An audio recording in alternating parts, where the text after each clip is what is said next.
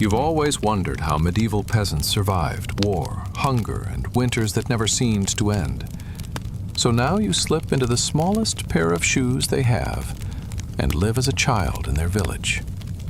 This is how you find your answers, not from a distance, but by waking up in their smoky cottage and staying there until that life feels slow and heavy and ordinary in your own bones. You wake up to the sound of someone moving in the dark, and for a moment you have no idea where you are. There is no pillow under your head, only a bundle of cloth that smells faintly of smoke and sweat and old wool. The thing beneath your body scratches your skin through the thin shift you are wearing. It crackles a little when you shift your weight, as if it remembers fields and wind and the weight of animals. Straw, you realize, slowly. You are lying on straw. The air is cold where it touches your face. The rest of you is squeezed in tight between other warm, solid shapes, other small bodies breathing soft, uneven breaths. Feet press against your legs. A knee rests against your hip. Someone's hair tickles your chin. It is still dark, but not completely. Somewhere in the room, something glows faintly orange, like an eye that is not quite closed. As your gaze adjusts, you see it as the fire, sunk down to a low bed of embers. Above it, hanging from a blackened hook, the outline of a pot. You hear that sound again, the quiet clatter of someone moving. Fabric rustles, wood creaks, a soft sigh. You turn your head. In the deeper shadow near the door, a larger shape bends and straightens. A hand reaches for something, perhaps a stick, perhaps the poker for the fire. You hear the tap of iron against ash, the soft collapse of coals being pushed together. A few sparks leap up, brief and bright. And in that flicker you see your mother's face. She looks older than you remember mothers looking when you were small in your own world. Her hair is tied back, wisps escaping around her forehead. Lines crease the corners of her mouth even when she is not frowning. Her eyes are half lidded with sleep, but her hands move with the certainty of someone who has done this every morning of her life. You feel the cold more suddenly when she lifts the rough woolen blanket from your feet to step around you. The air seeps in, icy and sharp. Without thinking, you curl your toes and tuck your knees up closer to your chest. The child pressed against you mumbles something in their sleep and pushes back. The cottage is not large. You can tell that even in the dim light. When your mother adds a small stick to the fire and it catches, the flame licks up, dimly lighting the walls. Rough wattle and daub, darkened by years of smoke. A beam overhead, low enough that your father must duck under it. A shelf with a few wooden bowls stacked on it.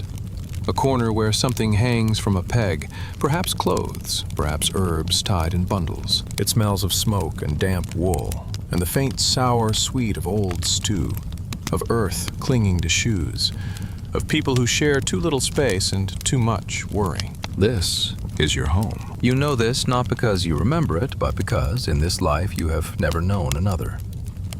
You are small, 4, perhaps 5, and this cottage is your whole world. Your mother glances toward the place where you and the others sleep. For a second, your eyes meet. She does not smile, not exactly, but something in her face softens. "Back to sleep?" she murmurs, in a voice that is low and roughened by early morning and many words spoken in smoke. "It's still dark." You close your eyes because she says so. But now that you are awake, it is difficult to slip back into the softness of before. You listen instead. You listen to the crackle as the fire rebuilds itself from its own remains. You listen to the small, soft cough of the child beside you. You listen to the sound of your mother moving about, lifting the lid of the pot, stirring whatever is left inside, setting out bowls on the table. You hear a heavier creak as someone else rolls over on the other side of the room. Your father's voice, still thick with sleep, rumbles something you cannot make out. Your mother answers quietly. You catch snatches. "Cold again," and "if the wind turns," and "we'll see what news he brings." You don't know yet who he is. You know there is always someone who might bring news. The priest, the steward from the manor, a traveler, a neighbor. News in this village rarely means anything small. News can be about war, about taxes, about famine in the next valley, about raiders on the road.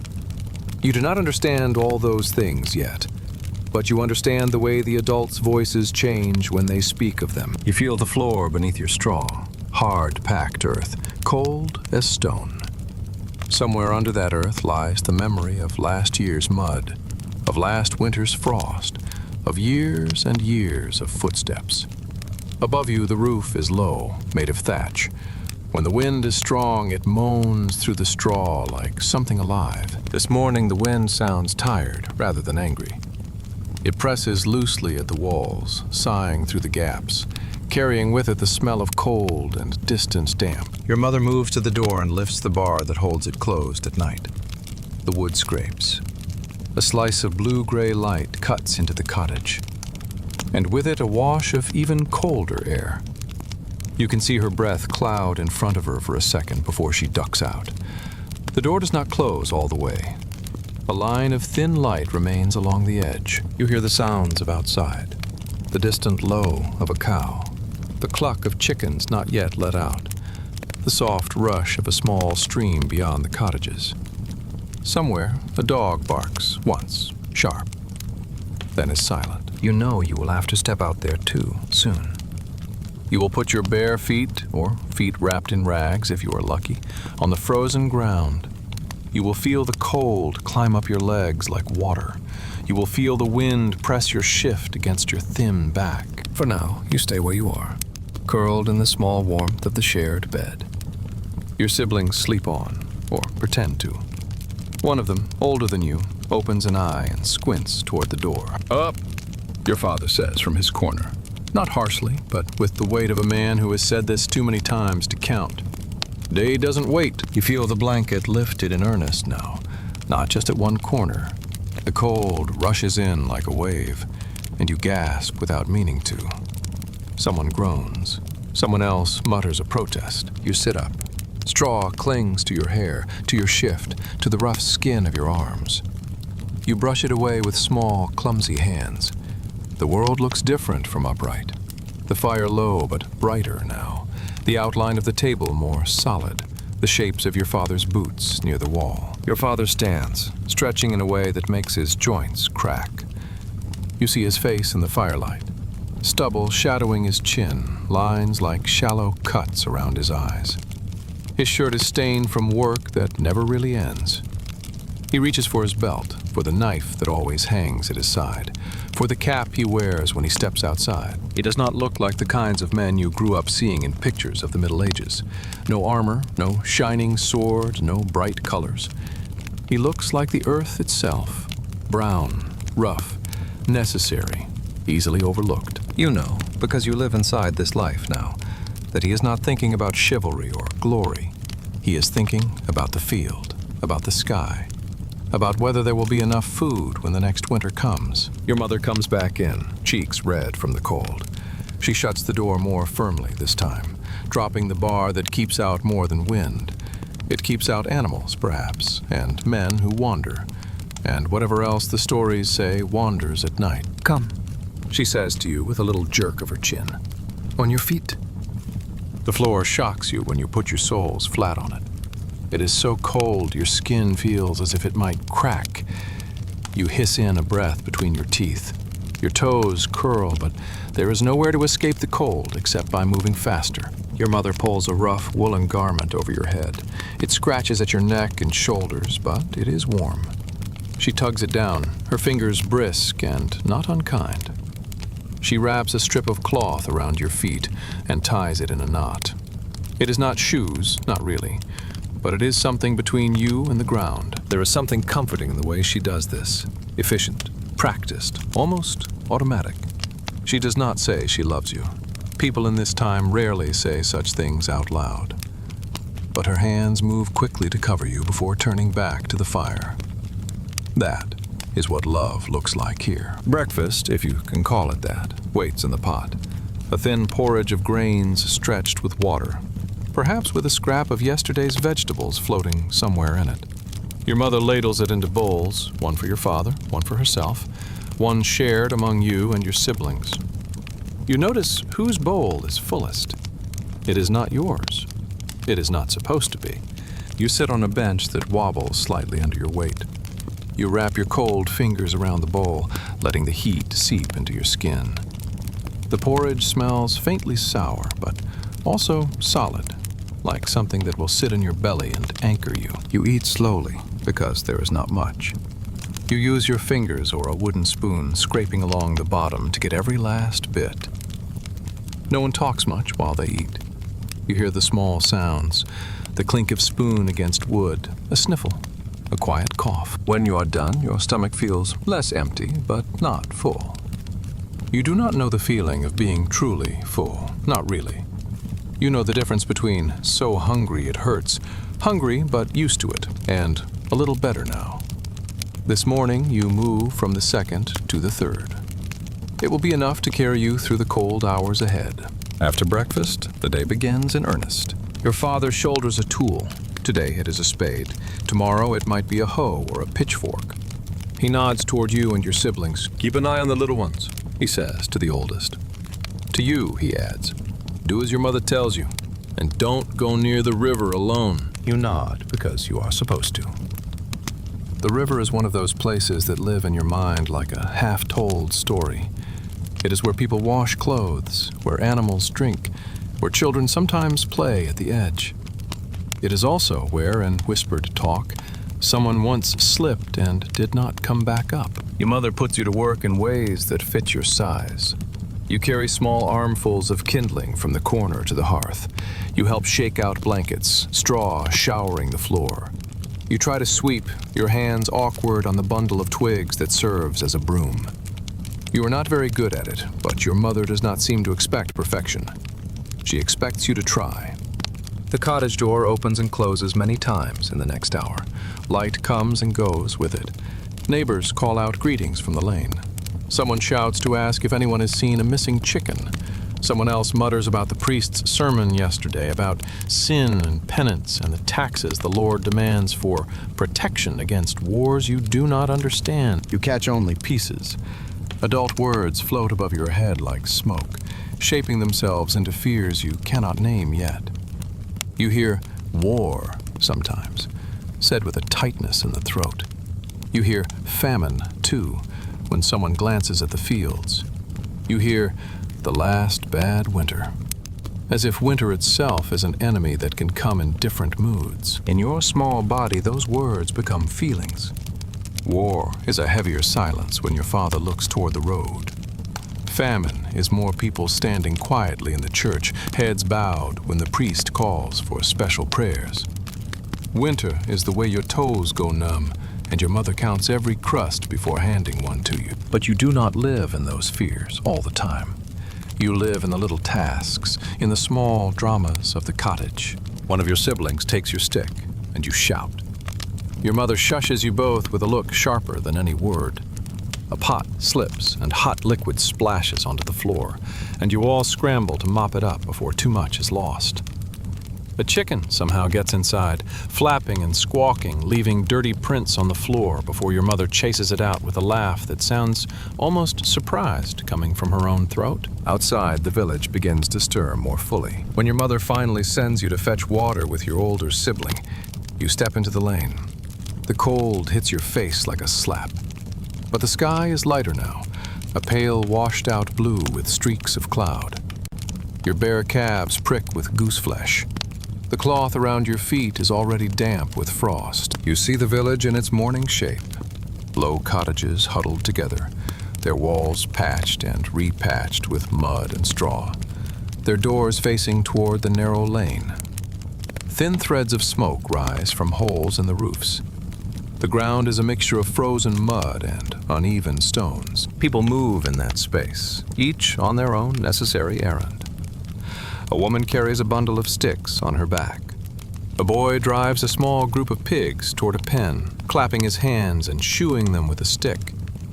An old man leans on a staff as he makes his way toward the church, walking more slowly than everyone else, but still walking. You follow your sibling to the well. The bucket you carry is almost as big as your torso, bumping against your leg as you go. At the well, others are already there. Women wrap their shawls tighter around their shoulders, breath steaming as they talk.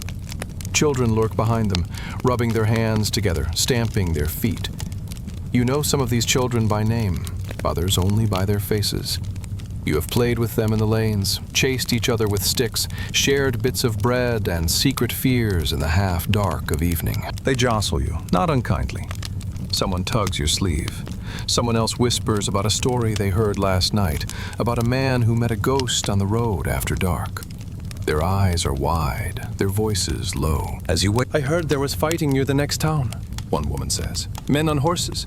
There was smoke. The priest says we must pray for peace, another answers, her mouth tight. But the Lord will still want his share, whether there is peace or not. At least you do not understand the politics of lords and wars. What you understand is that when adults talk this way, they look toward the horizon more often, as if expecting something bad to appear there. You clutch your bucket a little tighter, as if it is an anchor holding you to the solid ground of things you can touch. When your turn comes, your sibling does most of the work, lowering the bucket hand over hand, the rope creaking on the wooden beam. You peer over the edge, feeling your stomach flip at the depth. The water at the bottom reflects a small circle of sky. It seems unimaginably far away. Don't lean too far, someone says. We don't need you going down there. You lean back quickly. The idea of falling into that cold darkness and not being able to climb out settles in your chest like a stone. You carry the water back together, the weight dragging at your arms, the slosh of it threatening to spill with every misstep. Your fingers ache, but there is a small, quiet pride in being trusted with this task. You are not just a baby anymore. You are part of the work that keeps the house alive. Back in the cottage, your mother uses the water in a dozen ways. To thin the stew, to rinse bowls, to wash a cloth she will later press against someone's forehead. Nothing is wasted. Every drop does more than one job. As the day unfolds, you become more aware of how small you are and how large your world feels. Everything is close. Walls, ceiling, other bodies. But everything important is also just out of your reach. The Lord's Manor, sitting on slightly higher ground, is a place you have seen only from a distance. The forest beyond the fields is a dark fringe on the sky where your mother says you must never go alone. The road leading out of the village might as well lead off the edge of the world. Adults decide when the door is barred, when the fire is stoked, when the last crust is shared. Adults talk about whether there will be enough grain to last, about rumors of soldiers, about diseases with names you don't know. You are a child in all of this, watching, listening, absorbing without quite understanding. And yet, slowly, the shape of fear forms in you. Not as a single sharp point, but as a background hum. You worry, even if you could not say exactly what you worry about. You worry when your mother counts loaves. You worry when your father comes back later than usual. You worry when the priest preaches more loudly about sin and God's anger. You worry when someone in the cottage coughs for too long. At the same time, there are moments of small, bright relief. When the sun climbs higher and the day, for once, is not cruelly cold, you are sent outside to watch your younger sibling while your mother works. You stand near the cottage, toes curling in the dirt now softened by the weak light. Your sibling toddles around, fascinated by a chicken feather, a stone, a puddle. You call to them when they wander too close to the lane, copying the sharp tone you have heard adults use. A group of older children gathers not far away. They have a hoop, a stick, a ragged ball made from scraps tied together. Their laughter makes something in your chest ache with wanting. You look back at your sibling, at their round face and unsteady steps. You know if you leave them, even for a moment, and something happens, you will not go unpunished. You weigh the pull of play against the weight of responsibility with a seriousness few modern children ever need. In the end, you compromise. You move a little closer to the other children, but you keep your sibling within arm's length.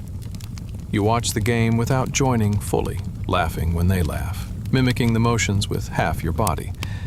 It is not perfect, but it is something. Later, when your mother calls you back inside and your father returns with mud on his boots and tired in his eyes, the day folds itself toward evening. The fire is fed. The pot is hung again.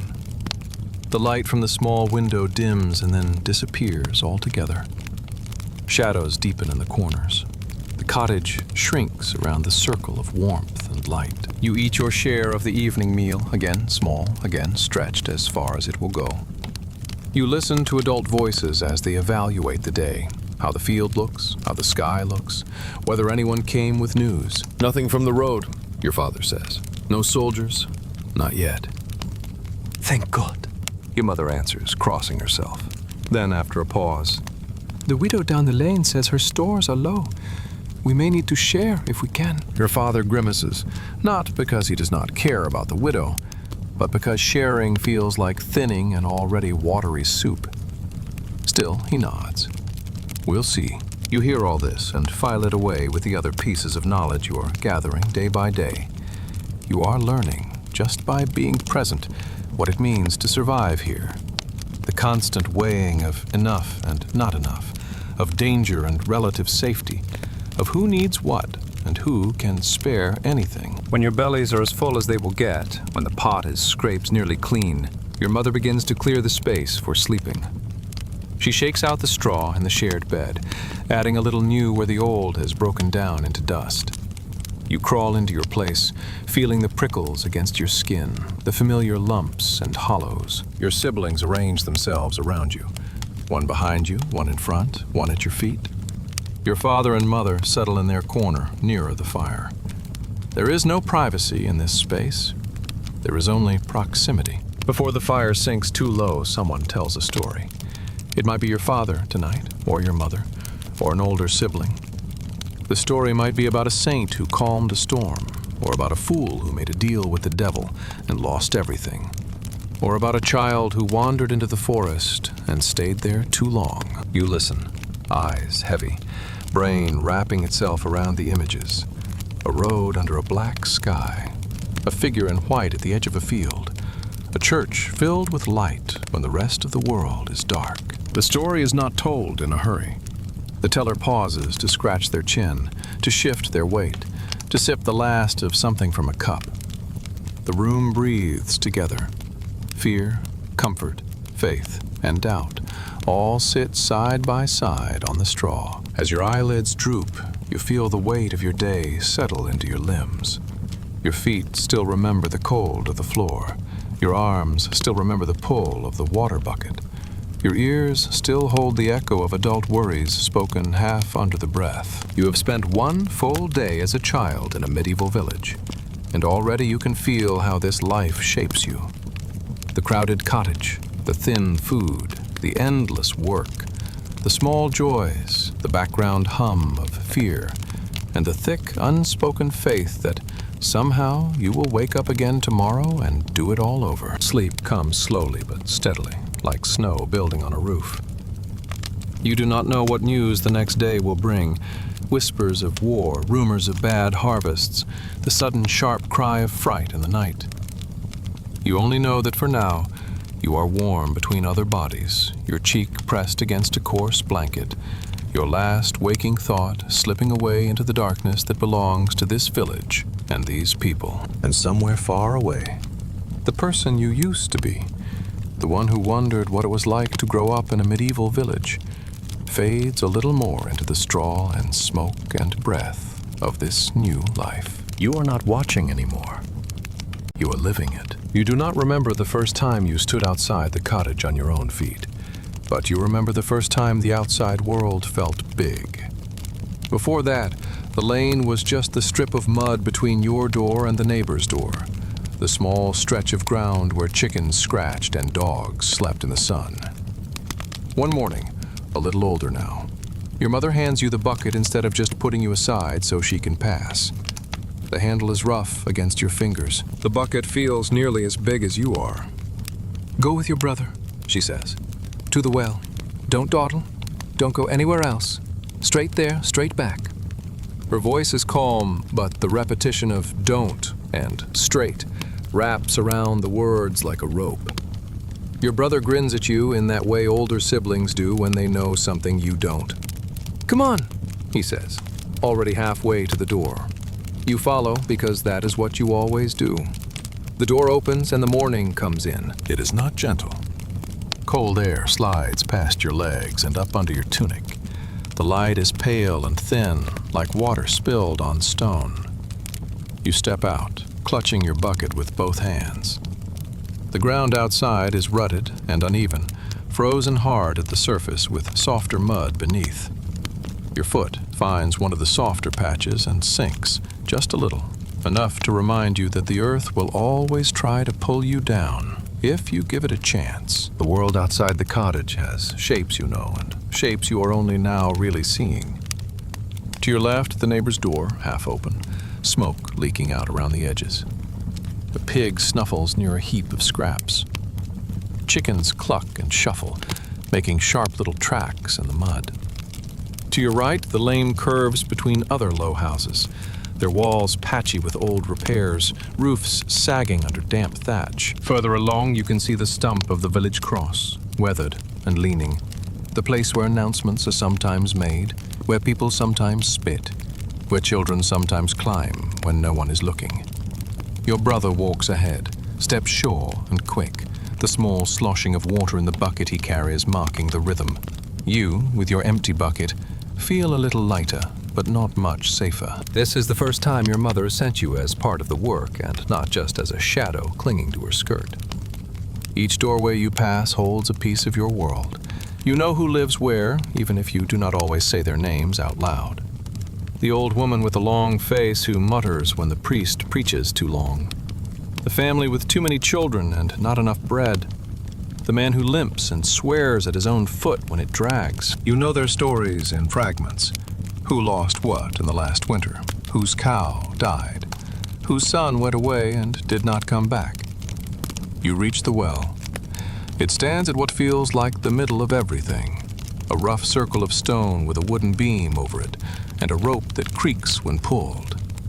Already there are people gathered because water does not wait.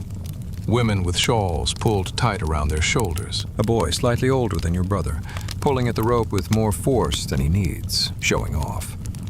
A girl about your age, her hands red and cracked, rubbing them together for warmth. The air around the well is full of sounds, the creak and splash of water, the murmur of voices, a cough that will not quite stop, a laugh that sounds too loud for this early hour. You stand a little back at first, the bucket heavy in your hands even though it is empty. You watch how the others do it. Your brother steps forward when there is a space, takes the rope, lowers the bucket carefully until there is a splash below. Hand over hand, he hauls it up, the rope burning a little against his palms. He pours the water into your household bucket with practiced movements, spills very little. It looks easy when he does it, but you know it wouldn't be if you tried. You are not given the rope today.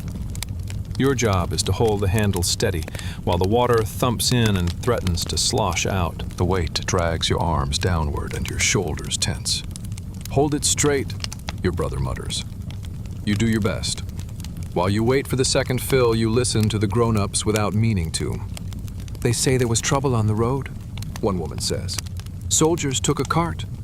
"Which road?" someone asks. "The one past the old mill." "That's close." A click of a tongue. "Closer than I like. Priest says we must trust in God and our Lord." Another voice answers, dry as wood. "God might help," a third voice adds. "But the Lord will want his share whether the soldiers come or not." A half-hearted chuckle passes between them, the kind that hides more fear than humor. You do not know what soldiers really are beyond the word, beyond the faint image of hard-faced men your father's stories have drawn in your mind.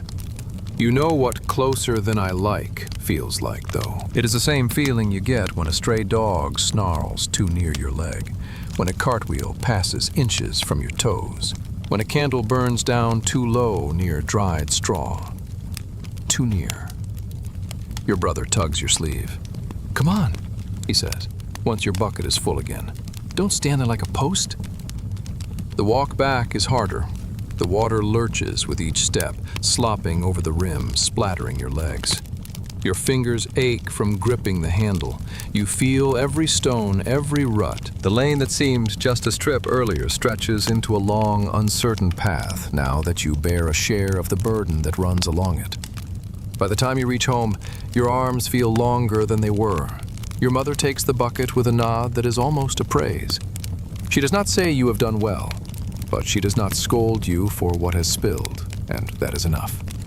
Later, when the morning work inside is done and your father has gone to the fields, you are allowed to go out again, not to wander, never to wander, to follow your older sibling on errands. This is when you begin to learn the map of your village in the way children always have learned it, with your feet. The church calls you first, not because you choose it, but because the bell does. When it rings, just after the sun has risen a little higher, your mother wraps her shawl around her shoulders, brushes crumbs from her apron, and says, "Come." The church sits slightly apart from the cluster of cottages on a bit of firmer ground. It is stone, or partly stone, with rough walls that always feel cooler than the air, even in summer. In winter, it feels like walking into a cave. The path to it is a thin line of trodden mud, worn by generations of feet. Along the way, you pass the graveyard. At your age, you do not know how to look at it yet. The hillocks of fresh earth, the older, sunken shapes, the crude wooden crosses and occasional rough stones. These are just part of the scenery. You know some of the names that belong to those mounds. You have seen the graves opened and filled. You have heard the priest say, "Dust to dust." But those are stories about endings. Your days still feel like beginnings, even when they are cold and hard. Inside the church, the air smells different from the cottage. Still smoke, but mixed with melting wax and the faint, sour, sweet scent of many bodies standing close together. The light comes not from a big open fire, but from candles, small flames trembling on an altar, a few more stuck in iron rings on the walls. Shadows cling in the corners. Your breath fogs slightly when you exhale. You stand where children stand, not too close to the front, not too far to the back. Your feet shift on the uneven floor. Your eyes roam. The priest stands in his place, wearing vestments that to you look rich even if they are by some other measure plain. Colored cloth, a bit of embroidery, a glint of metal. His voice rolls out in Latin that you do not understand. The words wash over you like water from the well. They have weight even without sense. You know when to bow your head, when to cross yourself, because everyone around you does it at the same time. Sometimes you repeat words you know by sound. Pater Noster, Ave Maria, Amen. They feel like smooth stones in your mouth. While the grown-ups pray for big things, peace, good harvests, mercy for the dead, you pray in your own way for small things. That the stew not be too thin tonight, that your father not come home hurt, that your mother not be as sad as she was yesterday when she thought you weren't looking. You also pray, the way children do, about the things that have taken shape in your mind as dangers. That the thing in the dark corner of the cottage not move when you look away. That the whisper in the lane last night was only the wind. That the man who shouted in the tavern not come near your house again. After church, the crowd spills back out into the pale light. For a few minutes, no one goes straight home. The space outside the door is like another room, one where the walls are made of air. People cluster in little knots, their words no longer directed at heaven, but at each other. Here, your map grows more detailed. You hear who owes grain to whom. You hear who had a piglet die. You hear who has a son old enough to send to service, who has a daughter old enough that other mothers are starting to look at her with measuring eyes. You are too young to be measured that way.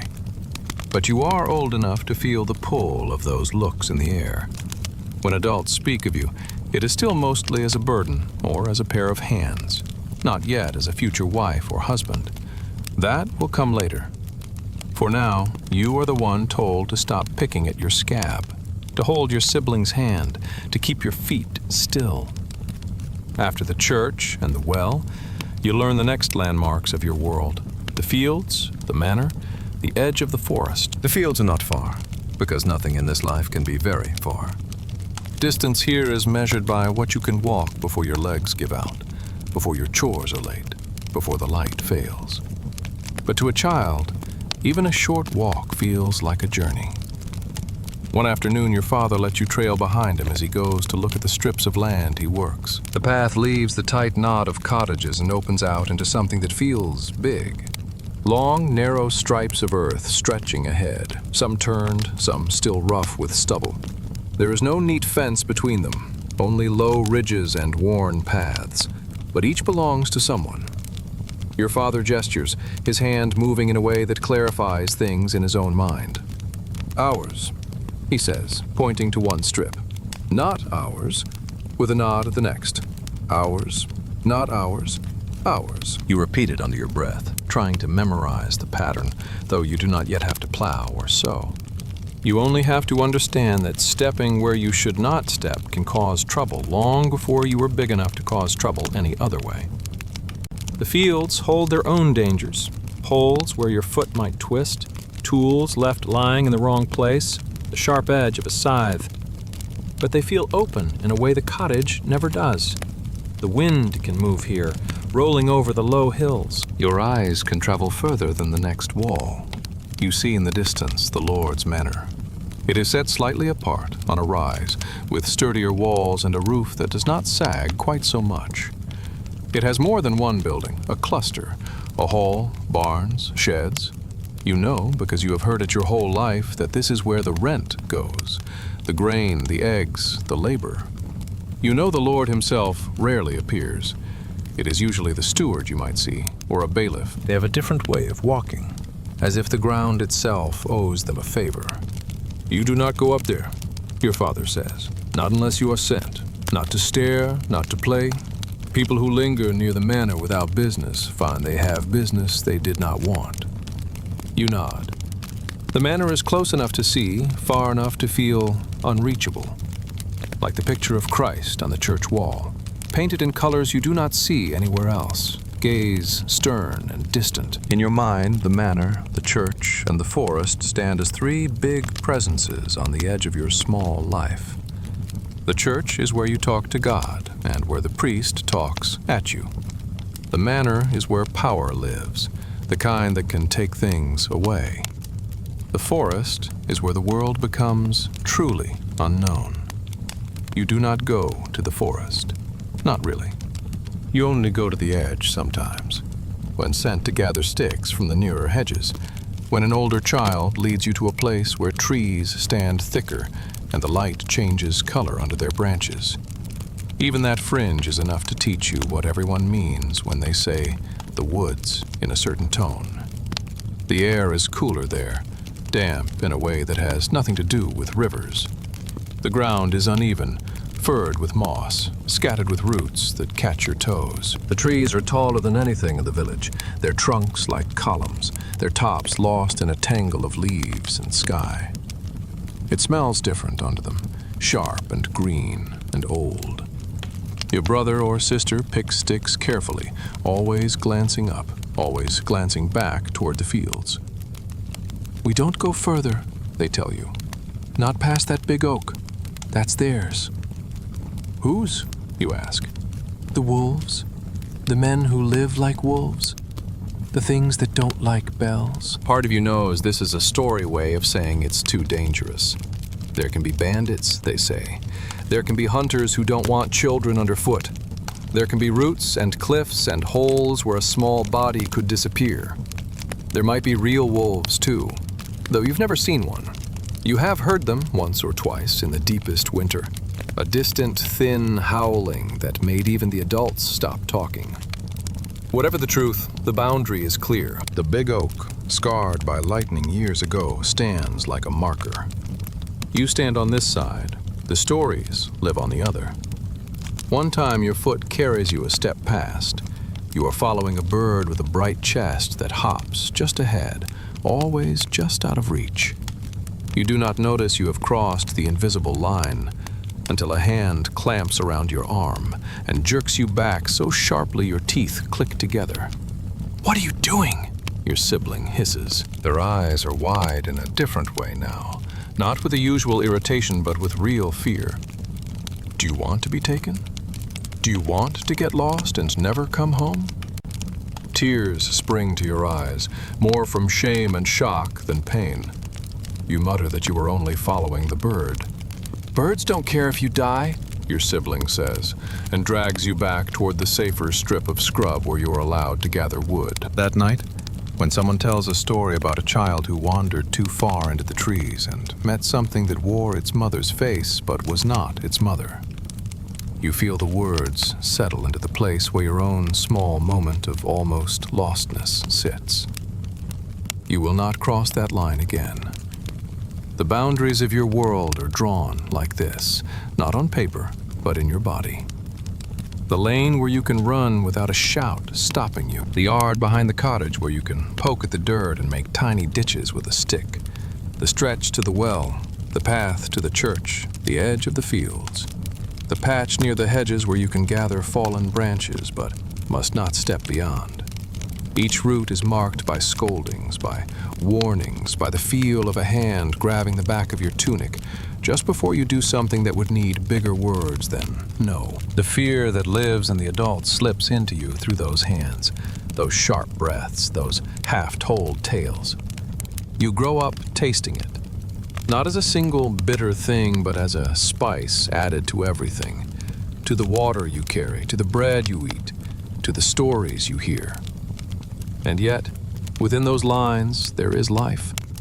On certain days, you walk to the small stream that runs just beyond the last cottage. You're not allowed to play too near it, but you are allowed to stand and watch the way the water moves over stones. Your mother squats at the edge, sleeves rolled up, beating cloth against a rock, her face splashed with cold drops. You hand her clothes one by one, your fingers stiff from helping wring them out. The water is so clear, you can see the pebbles on the bottom, see your own distorted reflection. You make a face and watch it break apart on the ripples. A neighbor joins your mother, and soon the air fills with the rhythm of their talk. Small complaints, small jokes, the repeated litany of "this year worse than last" and "maybe next year better." They speak of the Lord's steward who wants more. They speak of the priest who wants more.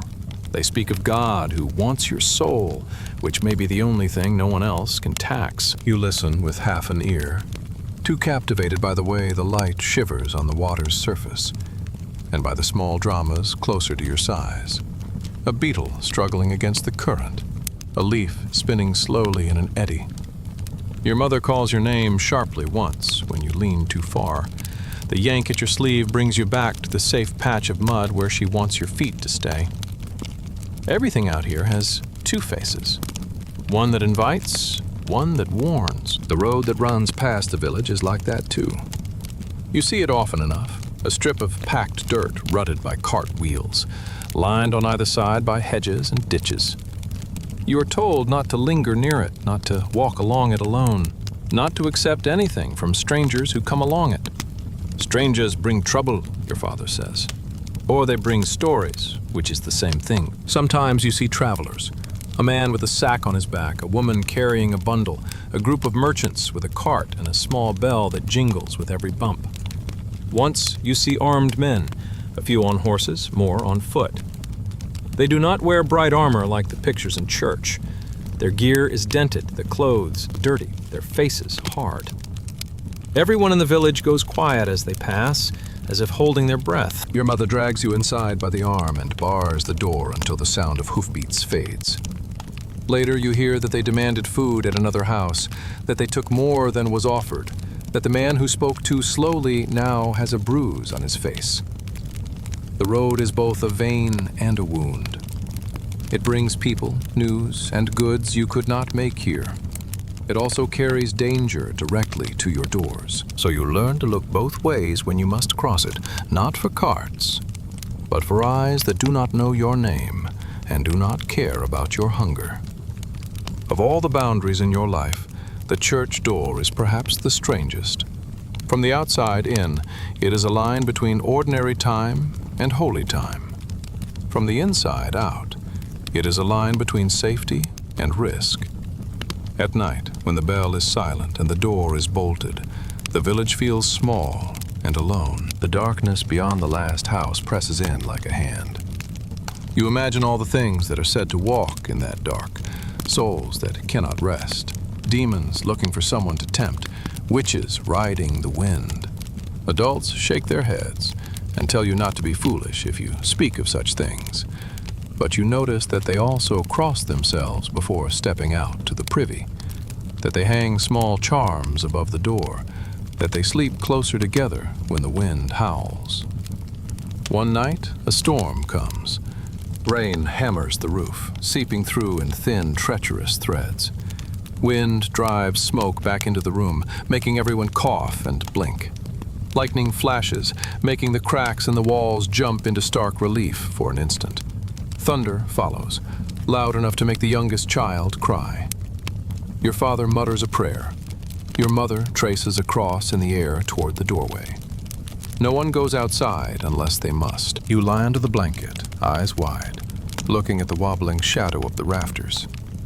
You think of the forest bending under the wind, of the road washing in mud, of the graveyard stones slick with rain. You think, too, of the church standing there, its stone heavier and more solid than any cottage, its small windows glowing faintly with whatever candle has been left burning near the altar. In your mind, it is both fortress and threshold. If you were inside it, you feel, you might be safe from whatever claws at the thatch. But you also know that the burying place lies close by, and that the priest has told stories of the last judgment that make churches feel less like shelters and more like courts, where your soul would be measured and found wanting. The next morning, the storm has moved on. The village is wet and beaten, but still standing. People come out to inspect roofs, to curse at fallen branches, to count what has been broken or lost. The children, you included, cannot resist jumping in the new puddles until someone shouts and reminds you that you do not have endless cloth to dry yourself with if you fall. You step carefully then, but the joy remains in the way your feet splash. This is what it is like to learn your village as a child. One careful step and one wild step, over and over again. One rule learned with a smack, one path discovered by accident. One fearful story to hold you back, one small victory when you carry your own bucket. Or keep the fire alive while your mother is outside. The war, the famine, the harsh winters, they are always there in the background, present in the way adults talk, pray, and count. But at your height, with your small hands and half-formed thoughts, what you feel first are the edges of your world, the places you are allowed to go and the places you are not. The way your heart jumps when you stand at a boundary. Lane to road, field to forest, cottage to church. The way your life could, in a moment, tip from ordinary hardness into something worse, if you step wrong, or if something comes down that road, out of that forest, from that sky. At night, when you lie again on the scratching straw and your body relaxes after the day's small labors, you walk your village in your mind. You go from the cottage to the well, from the well to the church, around the church to the graveyard where you step carefully between mounds, from the graveyard to the fields where the soil clings to your feet, from the fields to the edge of the forest where the light changes. From there back past the manor you do not approach, along the road you do not walk alone, into the knot of cottages that hold your family and your hunger. In your mind, the map is not drawn with lines, but with feelings. Cold, fear, curiosity, safety, hunger, relief. You sleep with that map folded up inside you, each day adding another small mark. A new path you were allowed to walk, a place you were pulled away from, a sound you were told to ignore or to run from. You have always wondered how children grew up in medieval villages, how they could bear such constant danger and scarcity. From here, inside the story, The answer is simple and heavy. You bear it by learning every inch of the little circle that is yours, by staying on the right side of lines you cannot see but can feel, by trusting the hands that pull you back when you stray, by building a world out of mud, smoke, and stories that is just big enough to hold your small life. You do not remember the exact day you stopped being small and started being big enough, but you remember the feeling of it. It comes on a morning that looks like many others, cold, pale light through the small window, the smell of smoke and old stew and damp wool, your father already gone to the fields, your mother moving around the hearth with her hair tied back and her shoulders already heavy with the day. You're sitting on the bench, rubbing sleep from your eyes, when your mother looks at you a little harder than usual. Her gaze moves up and down your arms, your legs, the way your feet reach the floor more firmly than they used to. She nods to herself very slightly, as if measuring something you cannot see. "You're not a baby anymore," she says. "Today you take the geese." For a moment, the words don't quite land. The geese have always been someone else's task. You have watched them go. A gaggle of honking, flapping white bodies funneled down the lane by an older child, sometimes two, shouting and waving sticks. You know the geese from close up, too, because they have bitten you when you wandered too near. They are not like chickens who scatter and complain. Geese lower their heads and rush. They bruise. You blink, unsure if you heard correctly. "Me? You and your brother," your mother says. "He'll show you. You'll help today, and after that, you'll know." Pride stirs first. You sit a little straighter, feeling your chest swell under the rough wool. "The geese," you repeat, as if it is a title. "Don't make that face," your older brother mutters, already annoyed. "It's not a game." He is tying a length of rope around a stick, getting ready. He has done this before, enough times that the movements are quick and bored. He does not understand that for you, this is one of those invisible edges you felt coming, like the moment when the ground changes from dirt to stone beneath your feet. Your mother pushes a chunk of dark crust into your hand. "Eat as you go," she says, "and keep them off the Lord's meadow. If they get in there and chew his grass, his men will make us pay, and we have nothing to pay with." The weight of that last sentence is heavier than the bread. You know what nothing feels like. You've seen your mother scrape the bottom of the pot and shake her head. You have heard your father mutter that next winter might be worse. The idea that one foolish goose's nibbling could make everything leaner sinks into your stomach alongside the dry crumb. Outside, the lane is already loud with mourning. Other children are driving out their own animals. Geese, a few skinny pigs, sometimes cows if their families are lucky enough to have them. The air is full of snorts and honks and the slap of hooves and bare feet on cold ground. Your brother thrusts the geese stick into your hand for a moment while he adjusts his cloak. The stick is just a straight branch, cut and stripped of twigs, long enough to reach out and tap a bird's flank or block its path. "Hold it higher," he says. "You poke with the end, not the middle." Your fingers are stiff around the wood. The geese are clustered near the cottage, restless, their bright, hard eyes assessing everything.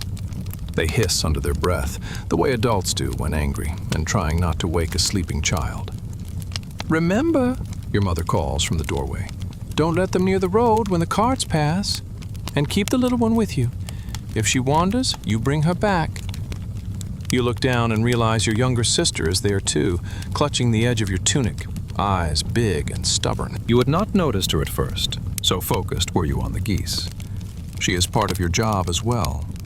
The knot of pride in your chest loosens and tightens at the same time.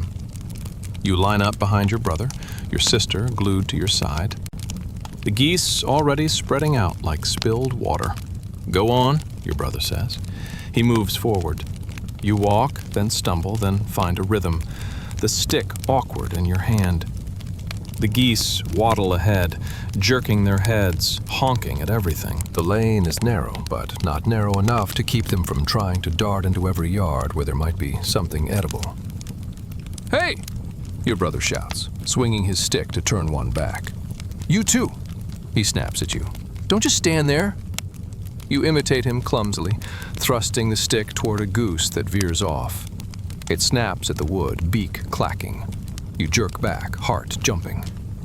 "Don't be scared," your brother says, not kindly, just as a fact. They know if you're scared.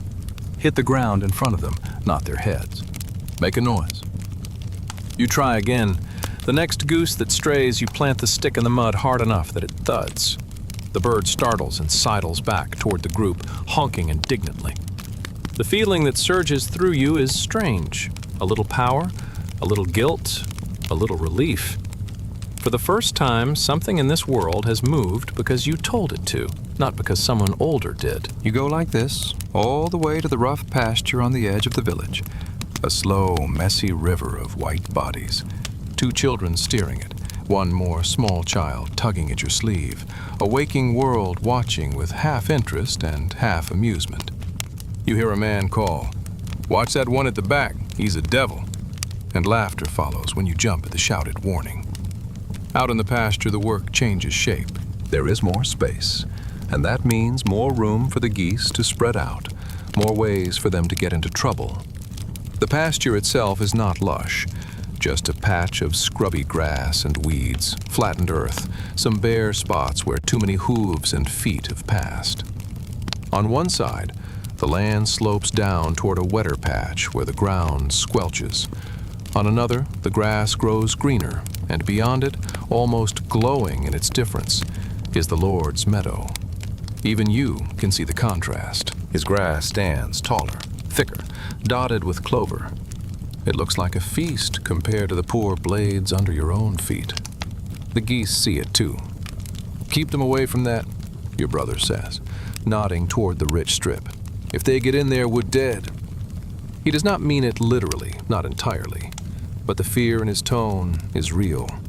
You can picture the steward's hard face, the lash he carries, the way your father's shoulders tighten when the man rides by. You do not want that strip of green to draw trouble into your house. So you pace.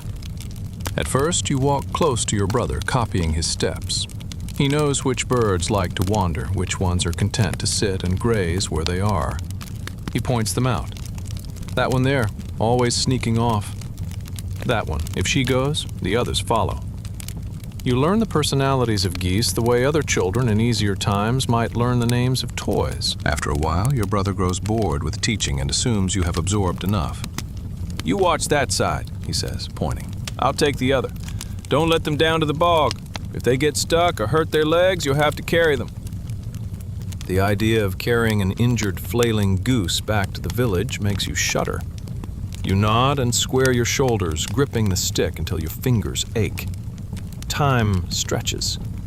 The sky is pale, then brighter, then high.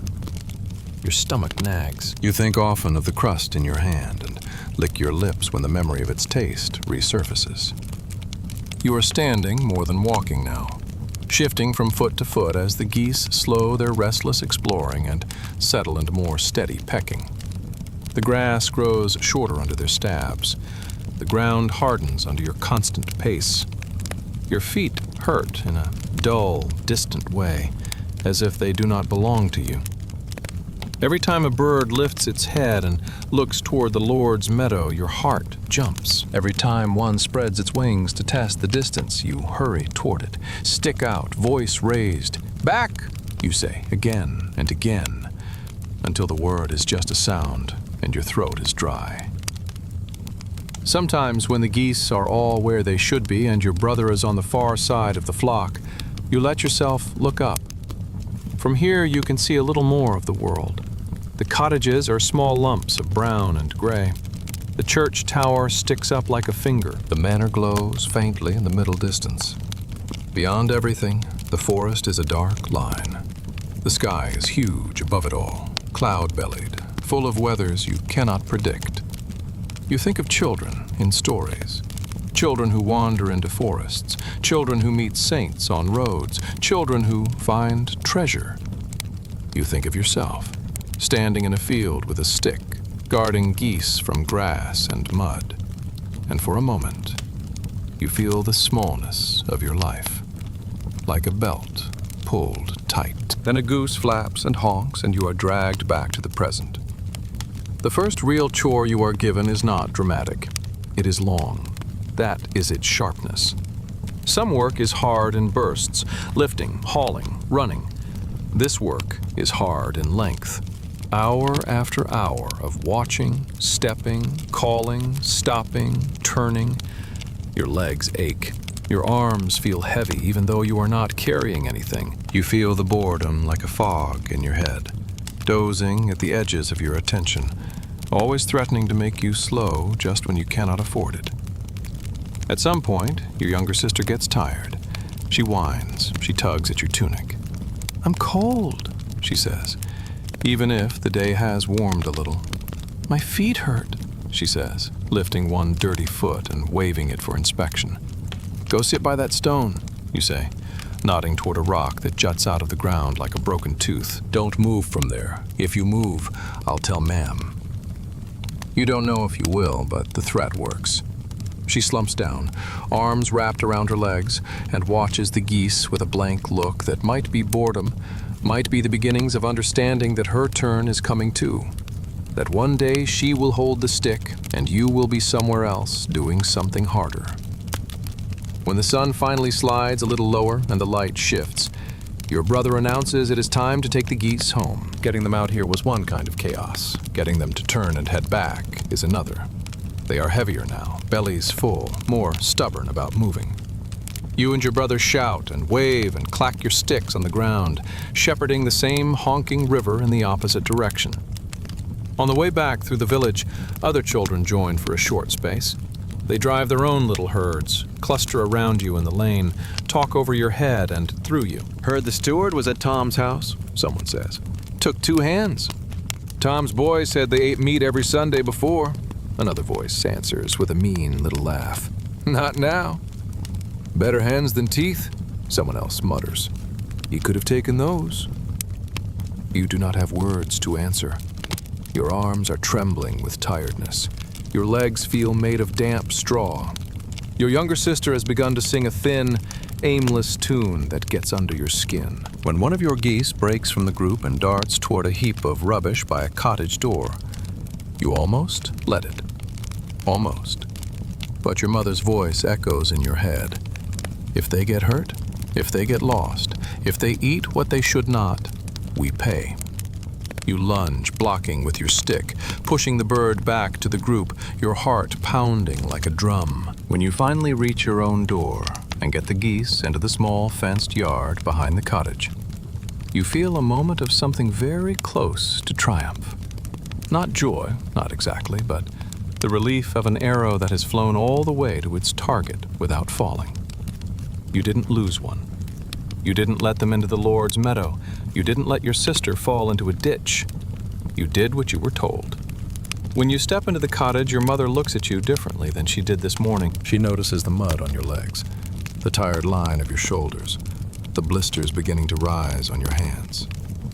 She notices that she did not hear your name shouted in the lane in panic. "Well then," she says. The 2 words carry more approval than a modern parent's whole speech. From this day on, helping is no longer something you do when you feel like it. It is what you do because you exist. The geese are not your chore every day. In a village like this, tasks rotate, bodies break at different speeds. But the pattern has shifted. You no longer simply fetch small things or stand out of the way. You are given jobs that will be noticed if you do not do them. Some mornings you are sent to gather fuel. Wood has never been plentiful. The closest trees have already been cut and recut, their branches taken as they grow. Whole trunks are rare and usually reserved for building or for the Lord. What you gather is the leavings. Small sticks snapped from hedges, twigs blown down in storms, the fallen scraps no one else bothered to claim. You also gather things that burn but are not wood. Dried dung, old straw, bits of brush. You go with others, a little band of children walking out along the edges of the fields with baskets or sacks, eyes scanning the ground. It sounds simple. It is not. You walk, bent, back complaining sooner than you would admit, fingers stiff in cold weather as you pick up each scrap. You learn what burns well and what smokes too much, which plants sting when touched, which are safe. You learn to watch where you tread, because not everything that looks like a dry clump on the ground is something you want on your hands. The older children know the good places and are not eager to share. They hurry ahead, leaving you and those your size to pick over what is left. Sometimes you resent them. Sometimes you are simply too tired to care. You return with your small bundle, which feels big by the time you reach home. Your mother nods and adds it to the stack near the hearth. You know it will vanish piece by piece into the fire over the next days, as if it had never existed. Another morning, you are sent to the fields, not to watch, but to touch the soil itself. Your father takes you and a few siblings out to one of the strips he works. The ground there has already been plowed, rough waves of earth thrown up by the heavy wooden plow and the shoulders of the oxen. "We need the stones out," he says. "The big ones, and the middling ones, too. Leave only what the plow can handle." You look out at the field. At first, it looks like nothing but dirt. Then, as your eyes adjust, you see them. Small, dull glints, rounded lumps, edges, stones, everywhere. Your father stoops, picks one up, tosses it aside. You do the same, your small hands wrapping around something cold and hard. You pull. Some come up easily, dislodged from the soft soil. Others resist, half buried in the earth. You dig around them with your fingers, nails filling with dirt until they come loose. Your father and older siblings gather the larger ones into piles to be carted to the field's edge later. He mostly moved the small and medium ones, hands and back getting equally filthy. There is nothing glorious in this work. No one will see this field and say your name because your fingers bled on these stones. But you feel for the first time that you are making the earth itself a little softer for when the seeds go in, for when the roots try to grow. Every stone you pull out is one less sharp edge against a blade, one less obstacle underfoot. The stones thud when you throw them aside. Sometimes you aim at a particular spot, pretending you are hitting some imagined enemy, some invisible threat. The game flickers through your mind and then dies under the repetition. When your father calls a halt, the field looks the same to you. Only he can see the difference, in the smoothness of the furrows, in the way his plow will run next time. Your back feels older by several years. You stumble home. Dirt under your nails, earth in the creases of your neck, the smell of soil clinging to you like a second skin. Other chores come as the seasons turn. In late summer and early autumn, when the harvest is happening in frantic bursts, you are sent to glean. Gleaning is the poor person's hope and shame, all in one.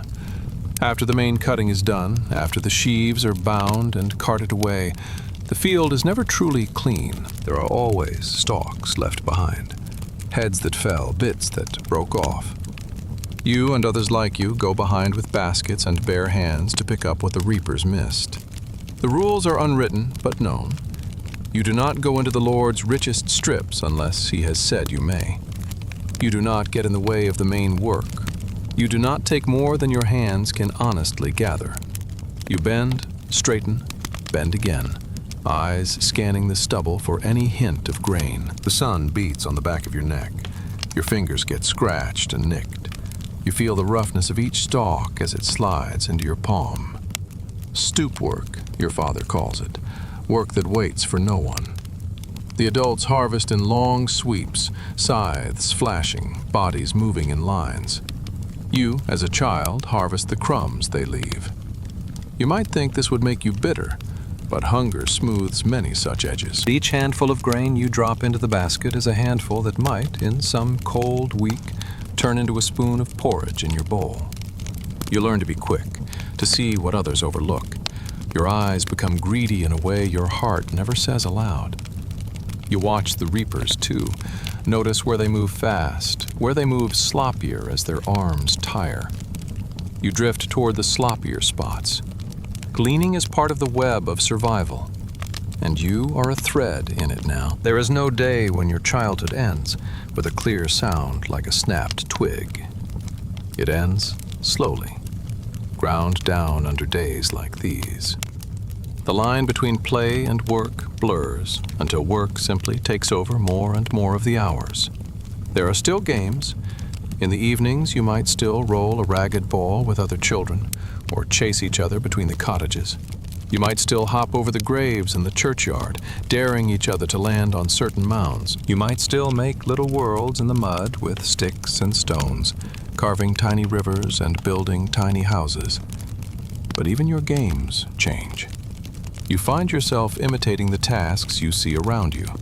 You say, "I'm the plowman," and drag a stick behind you, a line in the dust. You say, "I'm the goose," and hiss and flap, or "I'm the steward," and demand pretend payments from your companions. You play at being the things that define your days.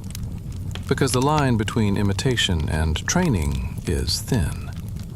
You also begin to feel in your bones that your value to your family is shifting. When you lie under the blanket at night, you hear your parents talking in low voices. They count days of work as much as they count coins or loaves.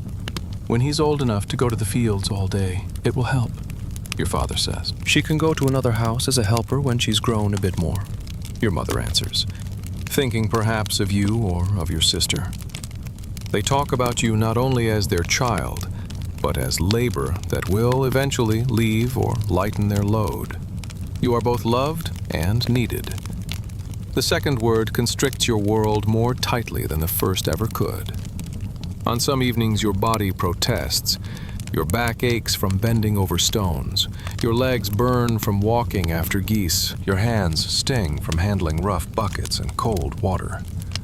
You lie very still, feeling every bruise, every sore patch. And part of you wants to weep for no reason you can name. There is no word for burnout here, no space to say it's too much. There is only the knowledge that tomorrow will come and that your mother will look at you again and see not just a child to be kept from harm, but a set of hands that must do their share if everyone is to eat. You have always wondered, from that other life, how children in medieval villages could live under such weight. How they could work so young, hold sticks instead of toys, carry water instead of school books. From here, from inside the smoke and the mud and the throb of tired limbs, the answer is as dull and heavy as the stones you lift. You do it because there is no other way. Because when you look at the faces around the fire, you see not just authority, but exhaustion. Because when you watch your mother's hands, cracked and red from lie and cold, you feel a tug that is half love and half duty. Because when your father comes in with his shoulders sagging and his clothes stiff with dried sweat, something in you wants to stand a little straighter, so he does not have to stand so tall alone. One night, after a long day that began with geese and ended with gleaning, you lie on the straw bed and stretch your sore fingers out in front of you. In the low light from the dying fire, they look thinner than they used to. The skin is rougher. There is a small blister on your palm that has broken and scabbed. You flex and make a fist and relax, watching the bones and tendons move under the skin. These hands used to throw tiny stones at imaginary dragons, shape mud into castles, splash water just to see it shine. They still do, sometimes. But now they also carry buckets, pull weeds, grab a goose by the neck when it refuses to move. You realize, with a slow, heavy certainty, that they will never be just play hands again. They are work hands now. You are work now. The knowledge settles over you not like a blow, but like a blanket, heavy but not shocking. This is how it happens, growing up in a medieval village. Not all at once, but chore by chore, day by day, until the idea of a day without tasks feels as strange and distant as stories of golden cities and endless feasts. You close your eyes, tired down to the marrow, and the last thing you feel is the phantom weight of a bucket handle pressing into your palm, the imaginary honk of a goose somewhere just out of sight. Tomorrow, there will be more. The year does not begin with a bell or a shout. It begins with a change so small you almost miss it. One morning, you step outside the cottage and the cold feels different on your skin. It still bites, but not as deep. The air smells less of ice and smoke and more of mud. Somewhere, water is moving where it has been still for months. You are 8, maybe 9, and you have lived through enough winters to feel in your bare or rag-wrapped feet when the world is turning toward spring. You stand in the lane with your bucket or your bundle of sticks, and you hear it. Drip, drip, drip. From the edges of thatched roofs, from the bare branches of trees, from icicles that no longer hold tight. The snow, where it lies in dirty patches along the road, is shrinking, revealing the flattened grass and frozen mud underneath. The village looks tired, the way people do when they have been sick a long time and are just starting to get better. You feel tired too. Winter has been a season of smoky air, cramped bodies, long nights, and thin food. You have spent many evenings pressed close to your siblings on the straw, listening to adults count how much grain is left, how many beans, how much dried peas and salted meat. You have heard the words, "if we stretch it," and "if nothing else goes wrong," more times than you can count. Now, as the frost loosens its fingers, there is a brief breath of relief, but it tastes different from joy. Spring means work. In your world, nothing comes without that. The fields, which looked dead all winter, rough brown earth under a skin of ice, begin to change. The paths to them turn to mud, sucking at your rags, threatening to keep your feet. Your father and the other men talk about plowing with a kind of dread and a kind of hunger. "If we don't get it turned in time," your father says, staring at the sky as if it owes him something, "we'll be begging from the next village by Michaelmas." You do not want to beg from anyone. You have seen beggars at the church door, hands outstretched, eyes dull. You have watched the priest give them a blessing and maybe a crust, and then watched the village women move them on with nervous hands. You do not want to be on that side of the threshold. So when the work of spring begins, you feel the urgency even if you cannot name it. You go out with the others to the fields. The soil is heavy and damp, clinging to the wooden plow, clogging the furrow. The oxen snort, their flanks already slick with sweat in the cool air. Your father leans his whole weight into the handles. The plow bites, sticks, jerks forward. Every step looks like a struggle. Your job, small as it is, fits into this bigger effort. Some days you walk ahead, shooing birds away with shouts and waving arms, because even now, before the seeds go in, they are looking for worms and scraps the plow uncovers. Other days you follow behind with a basket, picking stones from the newly turned soil, the way you did before, fingers numb from diving again and again into the cold, wet earth. You feel the mud dry on your bare shins in a cracking shell. Your feet are always half cold, half burning. When the seeds come out, carefully measured, always counted in looks as much as in handfuls, you watch your father's face tighten. He knows exactly how much is being risked when he opens his hand and lets those small, hard grains slip into the furrow.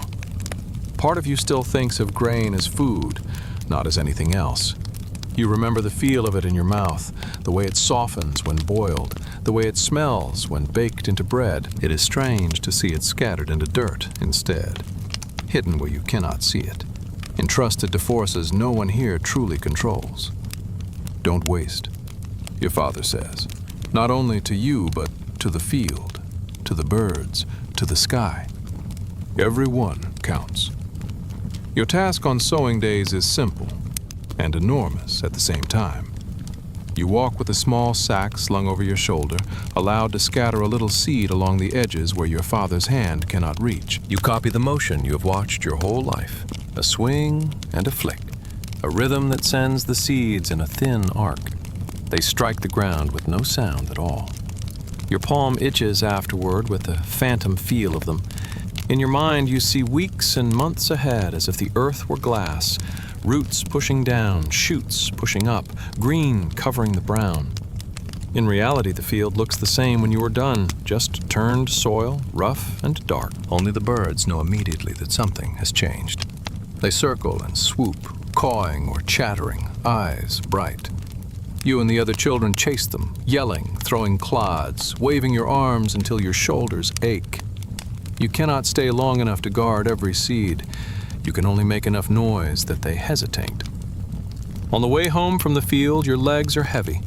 The lane is wetter now, prints on prints, your own footprints swallowed after a few more steps. The air smells of things waking up. Damp grass, thawing manure, the first sour, sweet scent of flowers whose names you barely know. Children run ahead of you, thrilled by every new patch of green. They pluck leaves and buds, wave them like flags, push them under your nose as if to prove that winter really is retreating. Spring in a medieval village is not gentle. It is a race.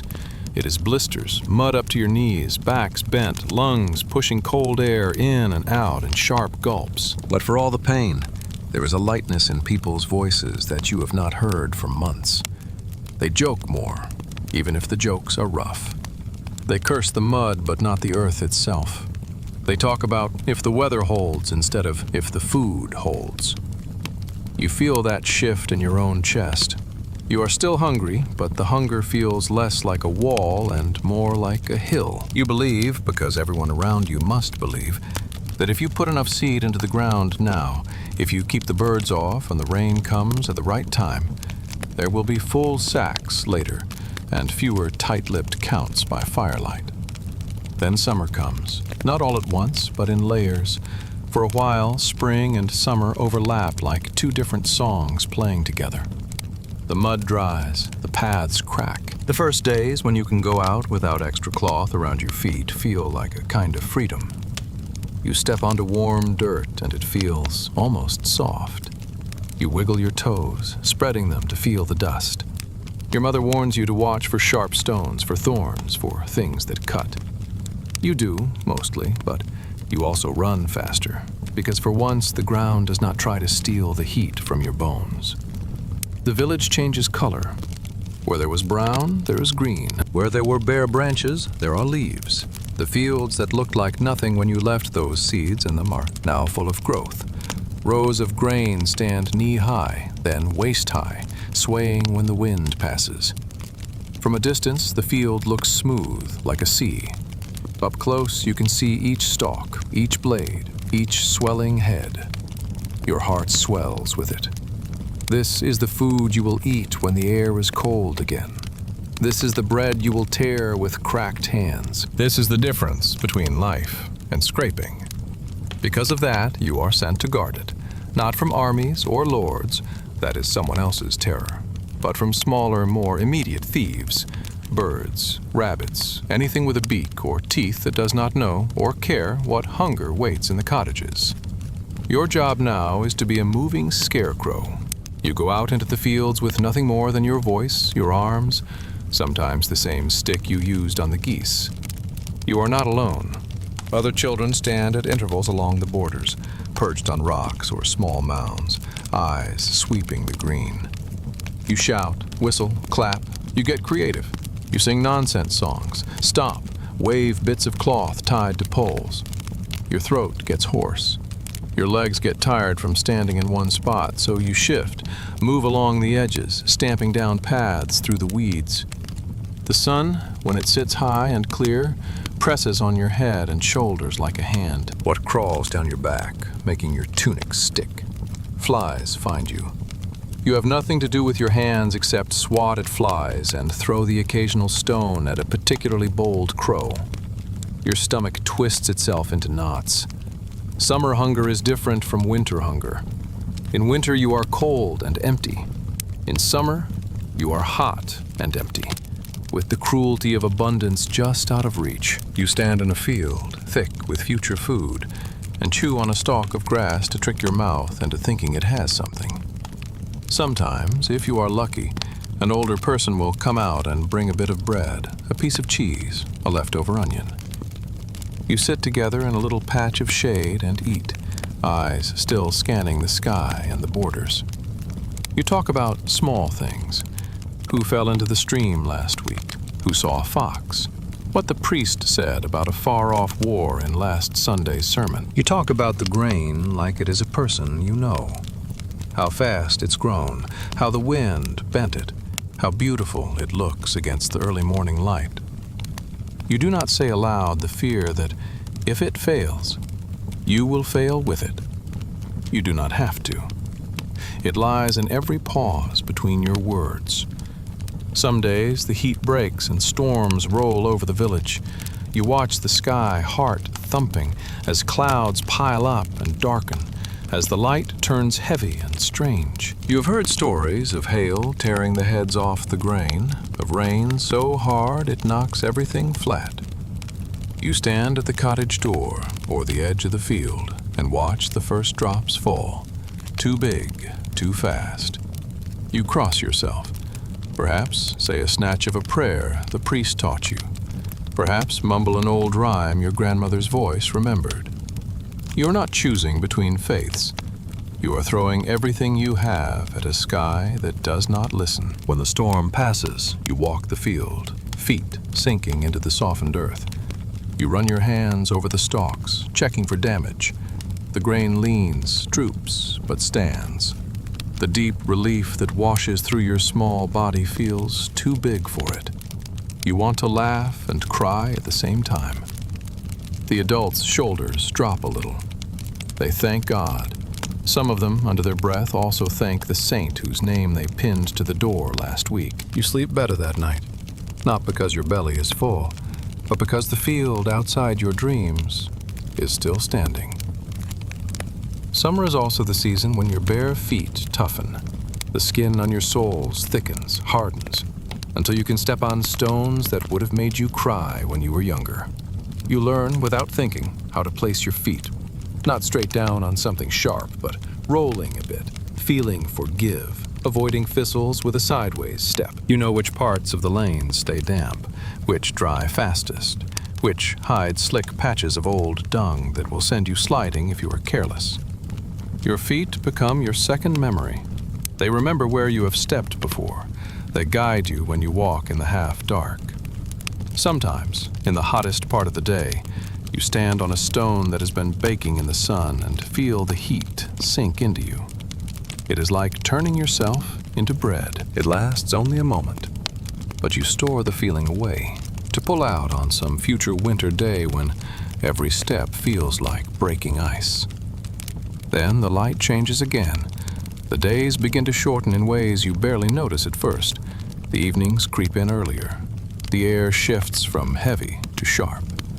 The grain heads bow with weight. Autumn comes, and with it, a different kind of urgency. Harvest is the time when the whole village seems to hold its breath and then run out of air. Everything happens quickly, because it has to.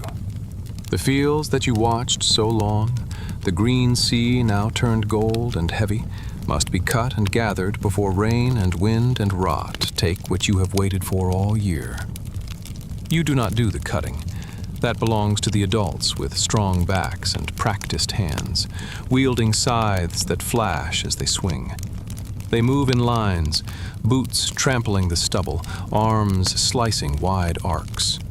Even at your age, you can feel the danger in those sharp blades. You know to stay well out of the way unless told otherwise.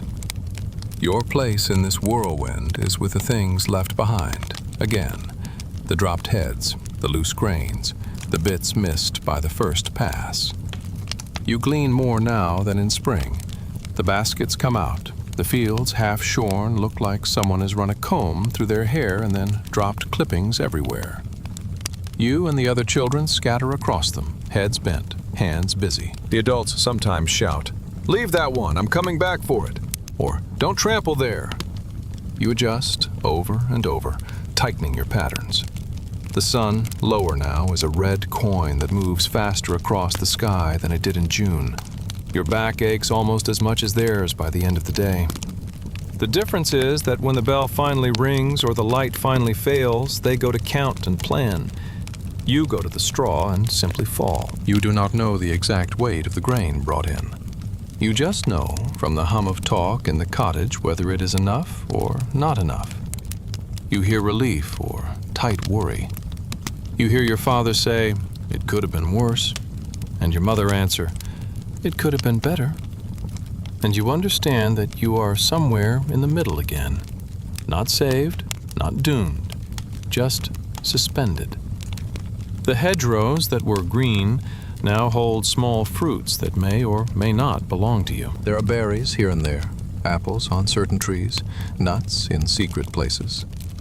Your mother sends you to gather what you can, your hands stained purple from juice, your pockets scratched by branches. You learn which plants hide thorns, which berries make your tongue itch, which strangers' trees you must not step near unless you want trouble. You learn the taste of wild sweetness and the fear of being seen taking it. Sometimes you come home grinning, with a fold of your tunic full of something bright. Sometimes you come home empty, clothes torn, palms bleeding from a slip on a bramble. The adults take what you bring and turn it into something that will last longer than the day. Preserves in jars, fruit dried near the fire, nuts stored until a winter night when someone will crack them and, for a moment, you will remember green leaves in the cold. The air smells different now. Smoke returns in thicker strands as fires burn for longer. The sharp, clean scent of cut grain mixes with the damp rot of fallen leaves and the sour of wet straw. The sky seems closer, flatter, more likely to drop something unpleasant on your head. Your chores shift slightly again. More time is spent helping to stack, to carry, to spread sheaves in a place where they can dry. You stand on ladders that wobble, trying not to look down. Your legs learn a new kind of trembling. In the evenings, after a long day of bringing in what you will live on, there might, if the year has been kind enough, be a small moment of something like celebration. Not feast, not the stories of groaning tables you sometimes hear from someone who has been near a lord's hall, but a little extra in the pot, a mug of ale shared between more mouths, a song that people actually finish instead of breaking off halfway through because they are too tired. You feel it in your own body, the odd lightness that comes from knowing that, for a little while, the stores are growing instead of shrinking. And then, almost before you have time to enjoy that feeling, the talk shifts again. People begin to ask, is there enough wood? They look at the sky in the mornings and say, feels like frost. You wake one dawn and your breath is smoke in the air. Winter is not an enemy that sneaks up on you. You see it coming. You have known since spring that it would. You have spent summer and autumn trying to build a wall of food and fuel against it. There is no surprise in the way the puddles skim over with ice, in the way your feet, once warm from dust, begin to ache again from cold. But foreknowledge does not make it easier when it finally settles in. Winter makes the village small. The places you walked freely, fields, hedges, far corners of the pasture, suddenly feel too far away. The cold cuts the distance you can tolerate. The wind claws at your face, finding its way through every gap in your clothing. Snow, when it falls, is beautiful for a heartbeat, and then becomes another weight to push against. Your bare feet are no longer bare, wrapped now in every scrap of cloth that can be spared. But the wrapping is thin. You learn the feel of wet rags against your skin, the burn of defrosting toes by the fire, the pain that comes from standing too close and then stepping back. Chores do not stop because the weather is cruel. Animals still need tending. Water still needs carrying, sometimes from a hole hacked into the ice. You trudge to the well with a bucket, breath puffing in front of you, fingers cramped around the wood. The rope that was just rough in summer is stiff now, frozen in places. Your hands stick to it if you're not careful. The bucket comes up rimmed with ice, water colder than anything you can name. You carry it back, shoulders hunched, praying silently that you will not slip and spill. Inside the cottage, the fire becomes the center of everything. People sit closer than they did in warmer months, not because they like touching, though they do sometimes in their own quiet ways, but because their bodies are hungry for heat. The air is thick with smoke, stinging your eyes, leaving everything, walls, clothes, skin, coated in a fine film of soot. You cough more. Everyone does. You lie awake some nights, listening to the different coughs. Your brother's high and sharp, your father's low and rattling, your own somewhere in between. You know, without anyone saying it outright, which coughs worry the adults more. Food changes too. The fresh things, green, crisp, juicy, are gone. What remains are the stores you helped lay by. Sacks of grain, jars of dried peas and beans, bits of salted or smoked meat, dried fruit, nuts. At first, meals feel almost rich compared to the bare months before the harvest. There are thick stews, bread that feels alive in your mouth, occasional scraps of fat that make the soup shine. As winter continues, the edge of luxury vanishes. The stews grow thinner. Bread slices grow smaller. Your mother's hands move more slowly when she cuts, as if she can carve more from less by care alone. The counting returns. At night, when you pretend to be asleep, you hear her and your father whispering. "If no one gets sick," she says. "If we don't have to sell any to pay what's owed," he answers. "If the weather eases early," she adds. You lie under the blanket and count something different. The days you have gone to bed with your stomach pinched. The times you have woken in the dark and swallowed the taste of nothing.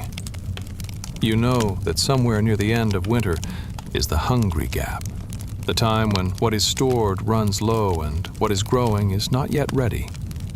You have lived through it before in softer ways. Perhaps this year it will be harder, perhaps easier.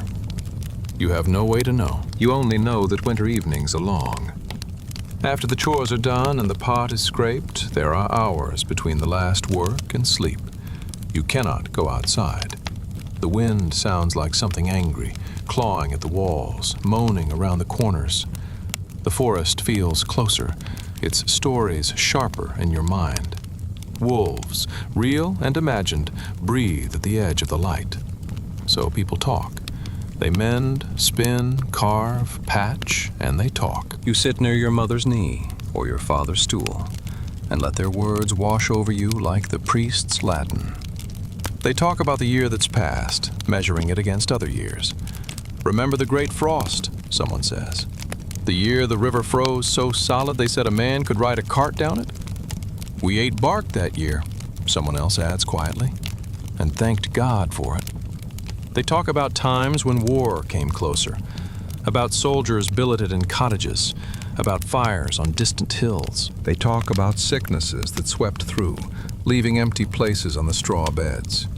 They talk, too, perhaps more softly, about small, bright things. A good harvest 5 years ago, a saint's day with more bread than anyone could finish, a child who survived when everyone thought he would not. They stitch the memory of many years together into something that you, with your fewer years, can wrap around your own shoulders. You are growing up inside this circle of seasons. Each one leaves a different mark on your body and your mind. Spring leaves mud and the memory of seeds in your hand. Summer leaves dust on your legs and the feel of heat baked into your bones. Autumn leaves scratches from hedges and the smell of cut grain. Winter leaves cracks in your skin and the ache of cold that lives in your joints long after the thaw. Your bare feet, sometimes wrapped, sometimes not, have touched every stage of the year. They have learned, step by step, where the village ends and danger begins, where the earth is soft or hard, where it gives and where it takes. When you lie down at night and close your eyes, you can walk the year again without moving. The spring field where you scattered seed, the summer path where you chased birds, the autumn row where you gleaned stray heads, the winter lane where you carried water past drifts of gray snow. You have always wondered, from a warm bed in another life, what it was like to grow through the seasons as a medieval child. What it meant to live in a world where the year itself could kill you if you misjudged it. From here, from within the turning wheel, the answer is not in any one moment, not in any single storm or harvest. It is in the way the year becomes part of you. You do not just watch spring, you push it into the soil. You do not just endure summer, you sweat into the dust. You do not just see autumn, you bend your back with it. You do not just suffer winter, you breathe its cold into your chest. And then, when the drip, drip, drip begins again, and the smell of mud rises one more time, you know, deeper than any story could tell you, that you have survived another circle. Not because you were brave, or clever, or chosen, but because you worked, and watched, and worried, and walked in bare feet through every hard part of it. You turn onto your side on the straw, knees pulled up against the cold, and tuck your feet against your siblings' shins. They twitch in their sleep. Outside, the wind is softer tonight. Somewhere, water is moving under the ice.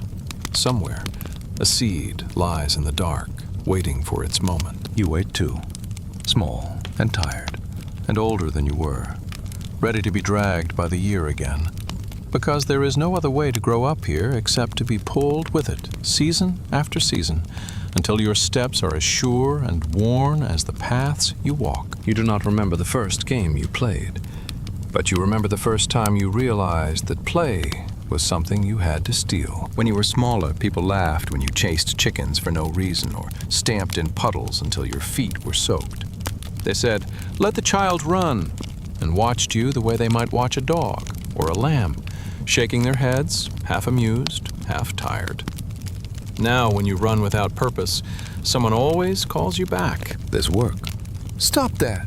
You're not a baby anymore. The words fall on you like little stones, one after another, until you begin to move differently. You still feel the urge to run when the sun is warm or the wind is wild, but you learn that you must wait, must look around first, must listen for whether anyone is watching. You are perhaps 9, perhaps 10. Your days are full of geese and stones and water and wood. But inside those days are cracks. And inside those cracks, play lives. The first crack appears on a morning that begins the same as all the others. You have gone to the well. You have carried the water back. You have helped your mother sweep the floor and shake bits of old straw out of the bedding. Your father has gone to the fields. The small fire is burning low, the pot hanging but still empty. Your mother wraps a shawl around her shoulders and says, "I'm going to see if Marta has any onions to spare. You watch the little ones. I won't be long." You nod, feeling the familiar weight of responsibility settle on your shoulders. Watching the little ones means keeping them from the fire, from the knives, from the door. It means making sure they do not wander out and disappear while the adults are away. It does not usually mean leaving the cottage. Your mother steps outside and her footsteps fade. The door stays shut. The house is suddenly quieter than you are used to. The smallest child is asleep in the corner, thumb jammed in their mouth, hair in knots. The next one up is sitting on the floor, dragging a bit of charcoal along a piece of broken wood, making shapes that only they understand. You sit on the bench and listen to the silence. No adult voice, no orders, no heavy boots. The fire hums softly. A draft breathes under the door. You feel the emptiness of the space like a held breath. Your eyes fall on a stick leaning against the wall. It is nothing special, just a bit of wood used now and then for poking the fire or keeping the door barred. You pick it up. You draw an invisible line on the floor. You tap it against the table leg. You imagine for a moment that it is a sword or a staff or the magic wand from one of the stranger stories told in winter, the ones with faraway lands and shimmering cities you cannot picture clearly. You wave it once, then stop yourself. You listen. The little ones keep on with their own small business. No one calls your name. Carefully, you set the stick down and move to the door. You lift the bar just enough to slide out, leaving it resting in its slot so that if someone sees, it will look as if it was never moved. Outside, the lane is almost empty. Most adults are in the fields or bent over something that needs mending. A few very small children sit in the dirt near their doors, playing with stones, hitting them together to make sounds. The sun is thin, the ground mostly dry. You stand for a moment, unsure what to do with this thin slice of freedom. It feels fragile, like ice on a puddle, easy to break. Somewhere, deep in your mind, a voice sounds like your mother, or perhaps like something older, saying, "Don't waste." You see another child about your age at the far end of the lane. He is pushing an old barrel hoop with a stick, guiding it, making it roll in a clattering circle. His clothes are as ragged as yours, his hair as tangled. When he sees you, he lifts the stick in greeting without stopping the hoop. "Come on," He calls. "race you to the cross." You glance back at your door. The cottage stares back, blank and silent. You picture the little one asleep on the straw, the other on the floor with the charcoal. You know they are safe for a few breaths more. You know your mother's "I won't be long" can stretch, depending on how the talk goes at Marta's door. You feel the crack in the day widen. You step into it. You run. Your feet hit the ground with a rhythm that is nothing like the trudging steps you use for chores. Your arms pump. Your lungs pull in air that tastes of dust and something like joy. The other child laughs as the hoop wobbles, and he catches it, steadies it, keeps it ahead of you. For a moment, the only things in your world are your body and the movement. No geese, no stones, no buckets, no counting. Just the slap of your soles and the rattle of old iron on hard earth. You reach the village cross, that worn stump of stone where people sometimes leave messages, sometimes lean to talk, sometimes sit when their legs will not carry them further. You stop, bent over, your chest heaving. The hoop tips and falls with a thud. The boy lets it lie. "Beat you," He says, though you are not sure he did. "Shut up," you answer. But there is no bite in it. You are grinning too hard. You stand there together, catching your breath, looking down the lane in both directions like thieves who know they have stolen something and are not sure yet if anyone has noticed. After a few heartbeats, you feel the rope of responsibility tug again. You think of the cottage, of the little ones, of what your mother will say if she comes back and the door is unbarred and no one answers when she calls. "I have to go," you say. The boy shrugs. "Tomorrow," he says. "If you can." You know it will not really be tomorrow. Not exactly. Some days there will be no gap. Some days your mother will keep you busy from dawn to dark. Some days the weather will be too cruel to run just for the sake of running. But now that you have stepped into that crack once, you know it is there. You know you can reach it again if you are careful. That small, stolen race is not the only game you play. There are others, some older than any of the people in your village, passed down not because anyone decided to preserve them, but because children cling to them the way your hands cling to a warm bowl on a cold morning. There is stones and holes played near the cottage where the ground is dry. You and a few others dig small pits in the dirt with your fingers or with sticks, smoothing their sides, arguing about how many each of you gets. You gather small stones from the lane. Each has a value that only you agree on. You toss them, one by one, trying to land them in the holes. You make rules. If it bounces out, it doesn't count. If it lands on the edge and stays, it counts double. The rules shift every day, reshaped by whoever argues loudest. The game is always the same at its root. It lets you forget for a little while that stones usually mean work, not play. There is rope dragon, when someone manages to find or steal a length of cord. You tie knots in it, loop it around posts, pull it tight, let it go. You pretend it is a snake, a monster, a dragon's tail. You jump over it. You whip it along the ground to see who can keep up. You get scolded if an adult sees you using rope that was meant to tie a roof or bind a bundle. Still, you do it when you can. The slap of the rope on earth feels like a secret language your feet speak. There are games that are not really games, but rehearsals for the life waiting for you. You play market with bits of broken pot, old bones, scraps of cloth. One of you is the seller, one the buyer, one the steward, one the beggar. You copy the words you have heard adults use. Too much. I can't pay that. You'll ruin us. Please, just this once. You even copy the way they stand, the way they cross their arms, the way they shake their heads. Sometimes when an adult passes by and sees you, they laugh. Sometimes they frown, because something in your mimicry hits too close to what they cannot fix. Most powerful of all, though, are the games that happen in the graveyard. The graveyard is not meant to be a playground. The priest says so often enough. It is holy ground, a place of rest, a place of prayer. But it is also one of the only open spaces near the village that is not a field or a road or a yard full of animals. The stones and mounds make a kind of maze.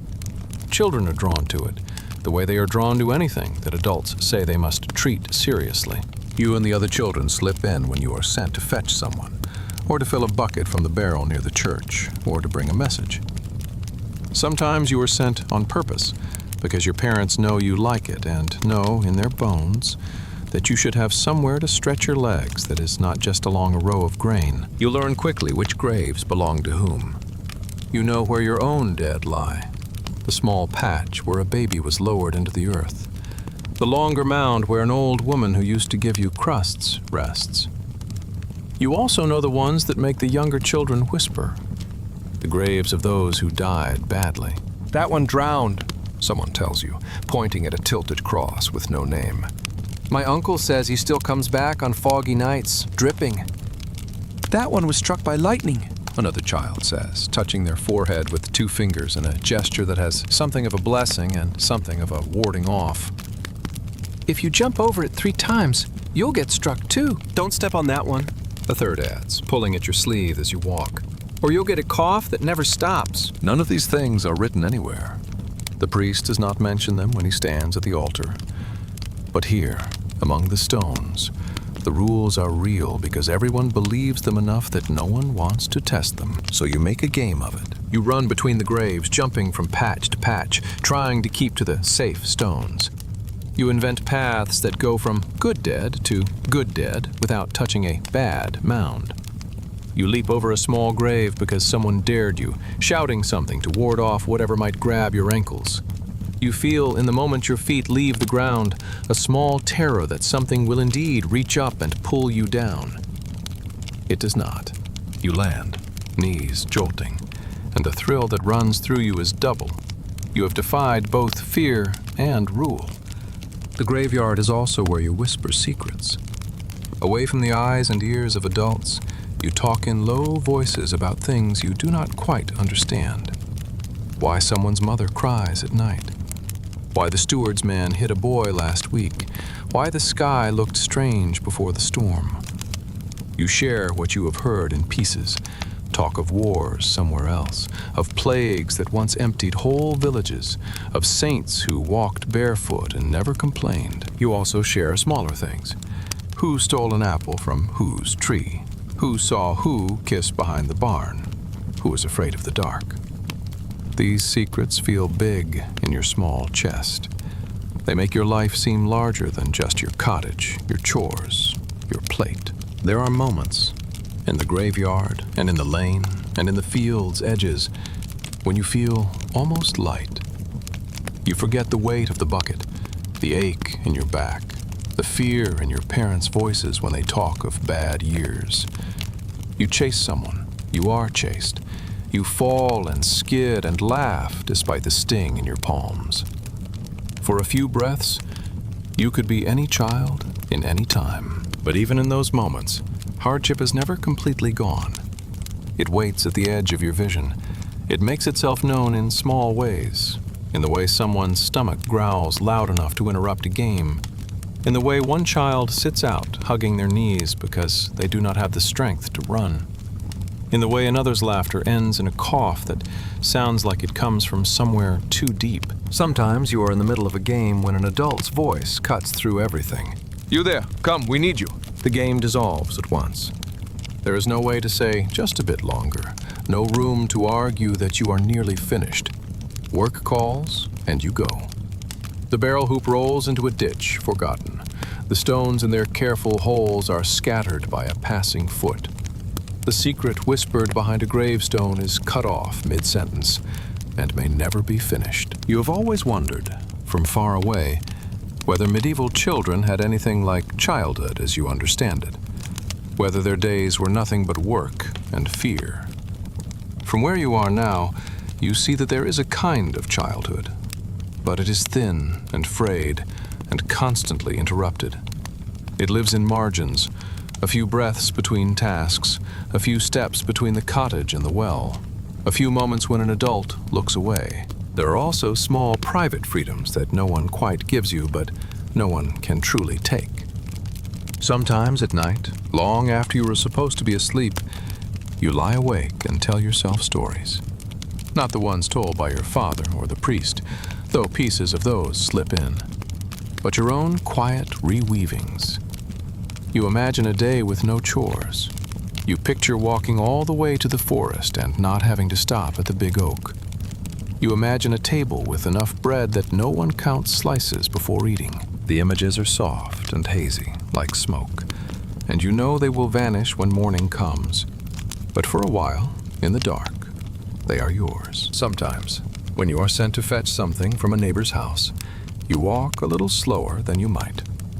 You notice things that no one asked you to notice. A cat curled on a windowsill, a pattern in the cracks of a wall, a wildflower growing in a place where no seed should have fallen. You are not idle, your feet still move, but your mind, for a moment, is not entirely tied to the next task. Sometimes you share food, not because there is extra, there almost never is, but because there is a kind of stubborn kindness that children learn from watching the few generous adults around them. You break your crust in half and offer it to someone whose eyes have been fixed on your hand since the bowl was passed. You look away as you do it, so it will not feel like charity. They take it in the same way. No one speaks, but you both feel, for a moment, that the world is slightly less tight around your throats. These are not big freedoms. They are not banners or doors flung open. They are more like cracks in the plaster of a wall that let in a little light and a little air. In a place where war and famine and harsh winters are decided far above your head, where your life is shaped by people who will never know your name, these cracks are how you stay yourself. One day, when you are a little older, you stand on the edge of the village watching younger children play in the lane. They are chasing a chicken, shrieking in high, wild voices. An adult shouts at them to stop, to leave the bird alone, but does not get up. The chicken dodges and flaps and finally escapes, leaving the children laughing and panting. You feel a twist inside you, a mix of envy and something like tenderness. You remember when you could run like that, without worrying about a bucket left half full or a task left undone. You know those days were not as free as you now imagine. But memory smooths the rough edges as you watch one of the smaller children trips and falls hard, hands slapping the ground. They freeze as if unsure whether to cry. You walk over, your own feet careful. You hold out a hand that is already rough with work and say, "Up you get." The child takes your hand and stands. For a moment, the weight of their small fingers in yours and the way they look at you, trusting, expecting you to know what to do, feels heavier than any bucket. "Want to play stones?" they ask. You glance at the sun, at the cottage where you are supposed to be headed, at the empty doorway that tells you your mother is somewhere else for now. You feel the familiar calculations in your chest. How much time, how much risk, how much need. "Just for a little," you say. You squat with them in the dust and begin to draw shapes with a stick. Their hands, still soft, fumble with the pebbles. Yours, already hardened, move more easily. For a few breaths, you are not the one driving geese, or gleaning stubble, or carrying ice water. You are simply another child, shaping a tiny game in a world that will always be too big and too sharp, but that for now can be made small and round under your fingers. You know even as you play that this will not last. Someone will call. The day will resume its heavier shape.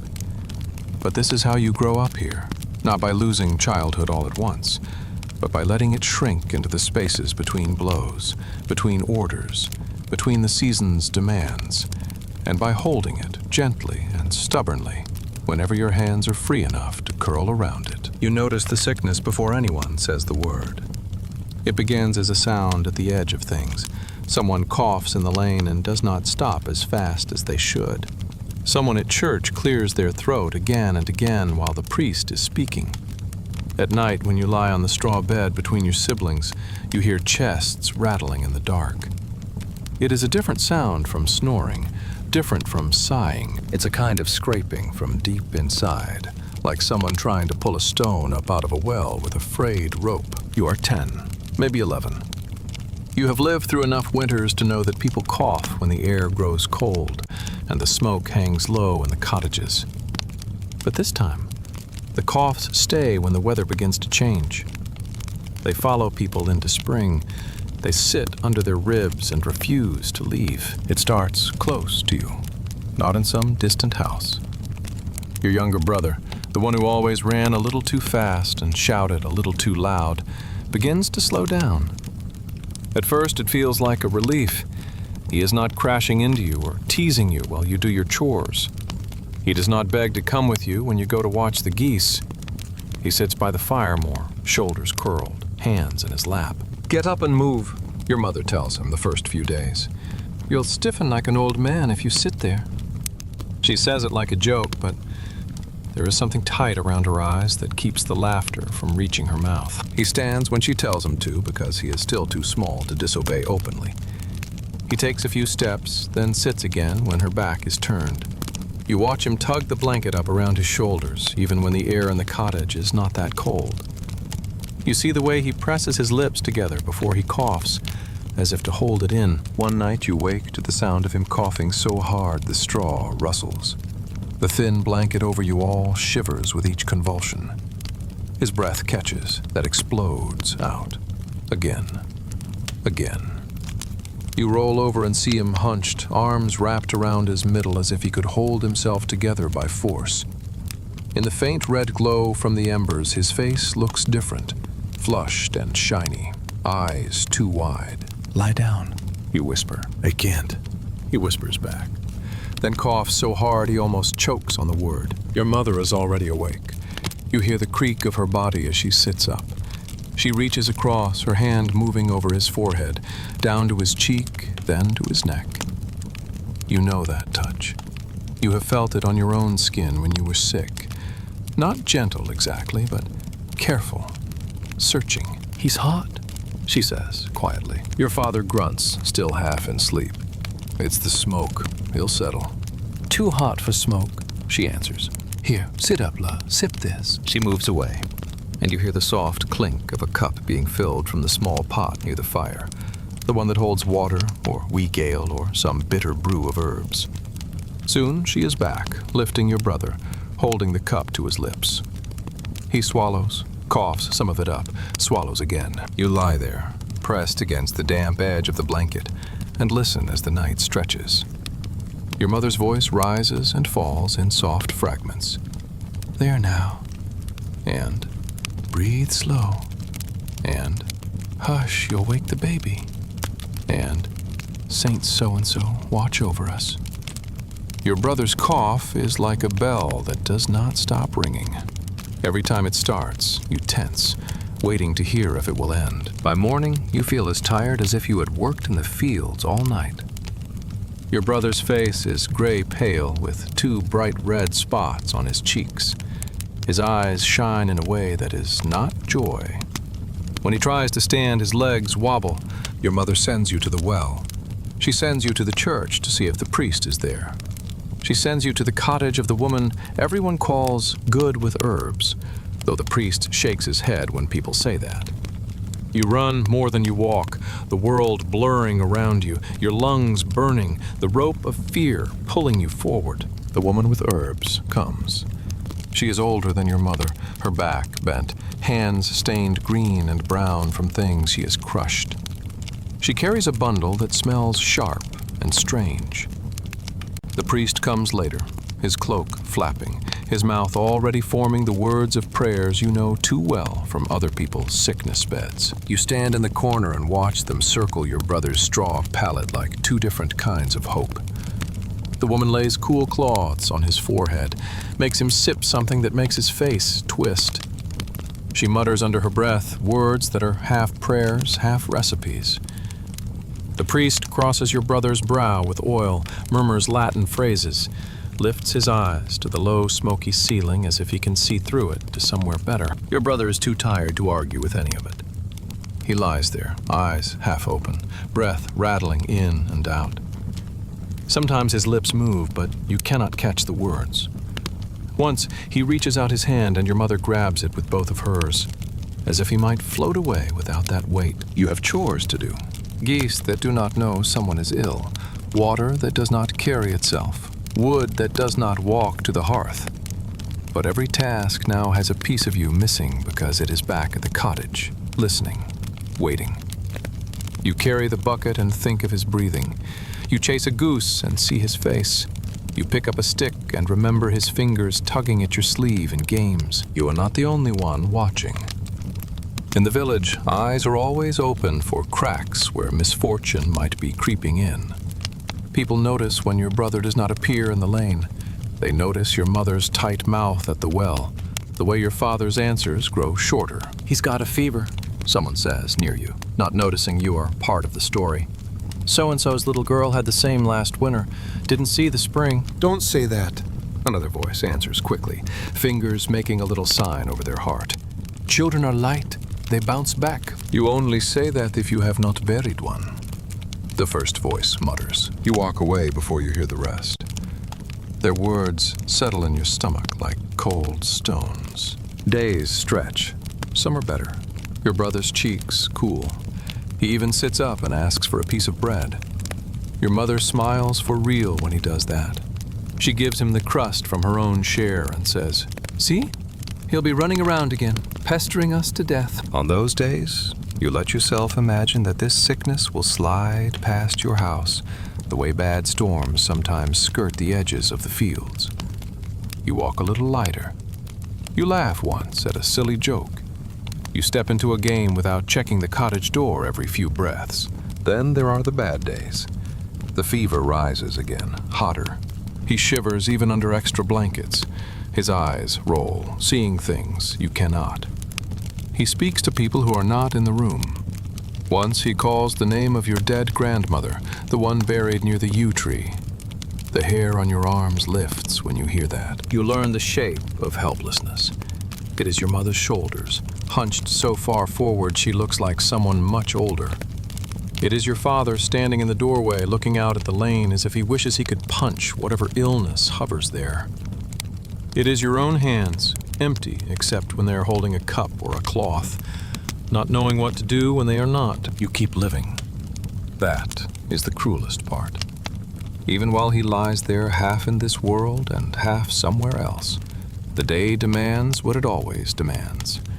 Animals must be fed, fields must be walked, the fire must not die, the roof must not leak. You get up before dawn and stretch your tired body and do what you have done every day.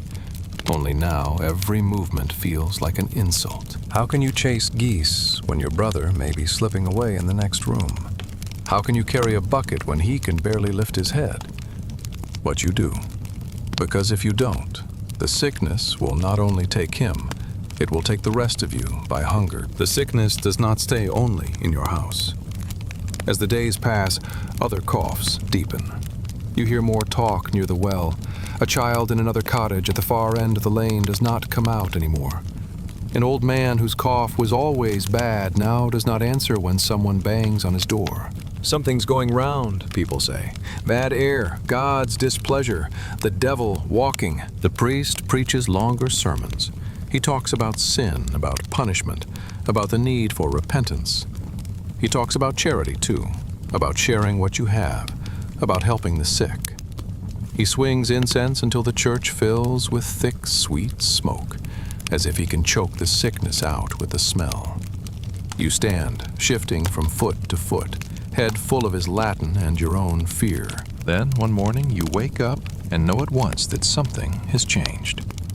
The silence in the cottage is wrong. It is too complete. No cough, no mutter, no rustle. Your own breath sounds loud to you in the stillness. Your mother sits by your brother's pallet, not moving. Her hands rest in her lap, fingers slack.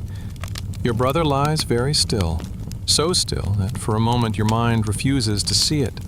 You wait for his chest to rise. You wait for his hand to twitch. You wait to hear that scraping cough.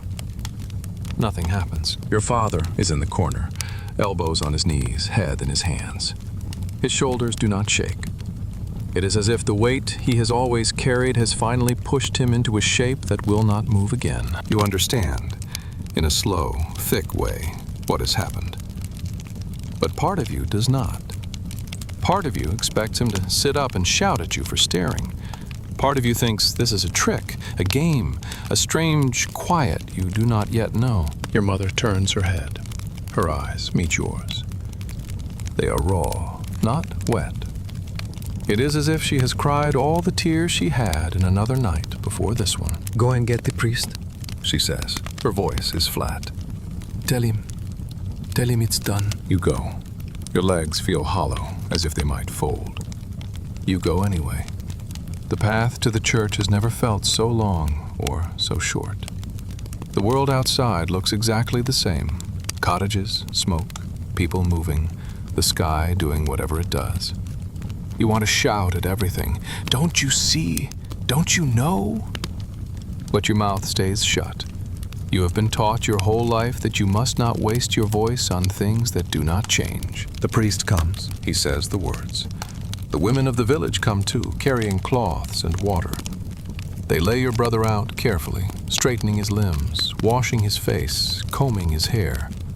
They talk in low voices as they work, not about him, but about their own dead, about other times they did this. He looks like he's sleeping, someone says. You look. He does not look like he is sleeping. When he slept, even sick, his face twitched sometimes, lips moving, fingers curling. Now everything is too still. The color has gone from his skin, leaving it a kind of waxy gray that no living person has. You reach out and touch his hand. It is colder than your own by far. You snatch your fingers back, then force yourself to put them there again, to feel what you do not want to feel. The village moves as it always does when someone dies. People bring what they can, a crust, a handful of herbs, an extra bit of cloth. Someone offers to mind the younger children when your parents must go to the church. Someone else takes over your father's place in the field for a day, though the work will not do itself for long. You walk in the funeral procession. You are old enough now that you are expected to. You walk behind the rough wooden box that holds your brother, your feet heavy, your heart not sure what to do. The path to the graveyard is one you have walked so many times in play, hopping between mounds, racing along the edges. Today you walk it slowly, eyes on the back of the man carrying the front of the coffin. The grave was dug the day before, a raw rectangle of open earth, piled soil beside it.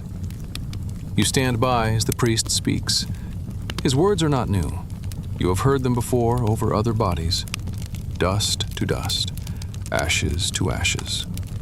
The promise of a place where there is no hunger, no tears, the certainty of judgment. You try to imagine your brother somewhere else, in a bright hall, at a long table, laughing.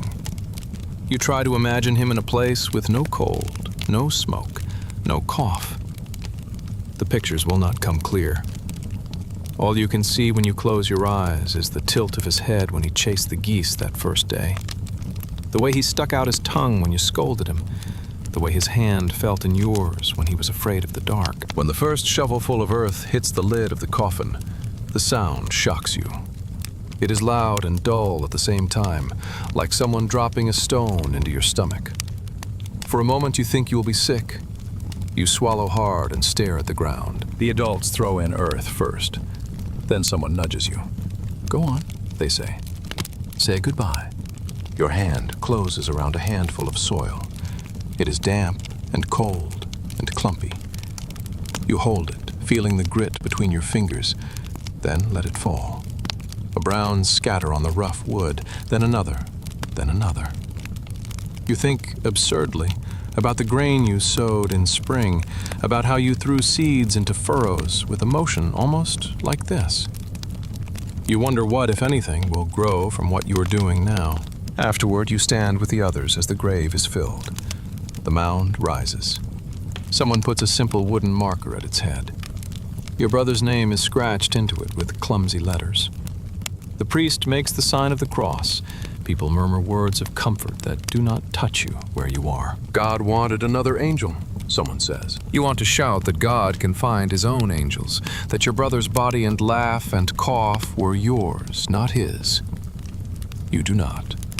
You bite your lip until you taste blood and say nothing. When it is done, people drift away, back to their cottages, their animals, their pots. The world, which should have stopped, does not. The pigs still root in the mud. The chickens still peck. The bell still rings for the ordinary hours. You stay by the grave a little longer. You do not kneel or pray. You stand very still, staring at the mound. The soil looks like any other soil. There is nothing on the surface that tells the story of who lies beneath. If you did not know, if no one had told you, it could be anyone. That thought frightens you. It makes death feel bigger, like a mouth waiting for anyone to fall in. When you finally turn away, your feet know the path home without thinking. They have walked it your whole life. Each step feels different now, heavier. The cottages look the same, but you know that when you open your door, there will be one space in the cottage that is not filled. Inside, the air smells of smoke and grief. Your mother sits by the fire, hands limp. Your father is not there. He has gone back to the field. Work does not wait for sorrow. The younger children are unusually quiet, as if they too understand that the air has changed. You sit down on the bench and feel an emptiness next to you, where your brother sometimes bumped against your shoulder. Your hand drifts to that space, fingers closing on nothing.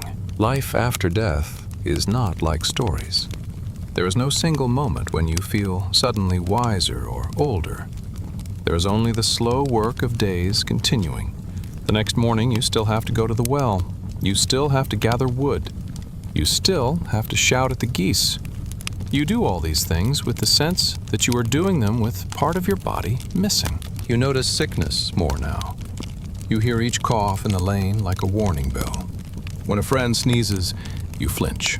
When another child says they feel tired, you look at their face, their hands, their color, with eyes that have seen too much. You are not alone in this. Other children in the village have their own mounds in the graveyard, their own empty spaces at the table. You see it in the way they look at you when someone else falls ill. A quick, sharp look that says, without words, I know. They do not always share your games as eagerly. Sometimes they sit on the edge and pick at the dirt with their nails, staring at nothing. Sometimes they burst into laughter louder than seems necessary, as if to drown out the sound of earth hitting wood. One day, word spreads that a girl 2 houses down is sick in the same way your brother was. Fever, cough, sleepless nights.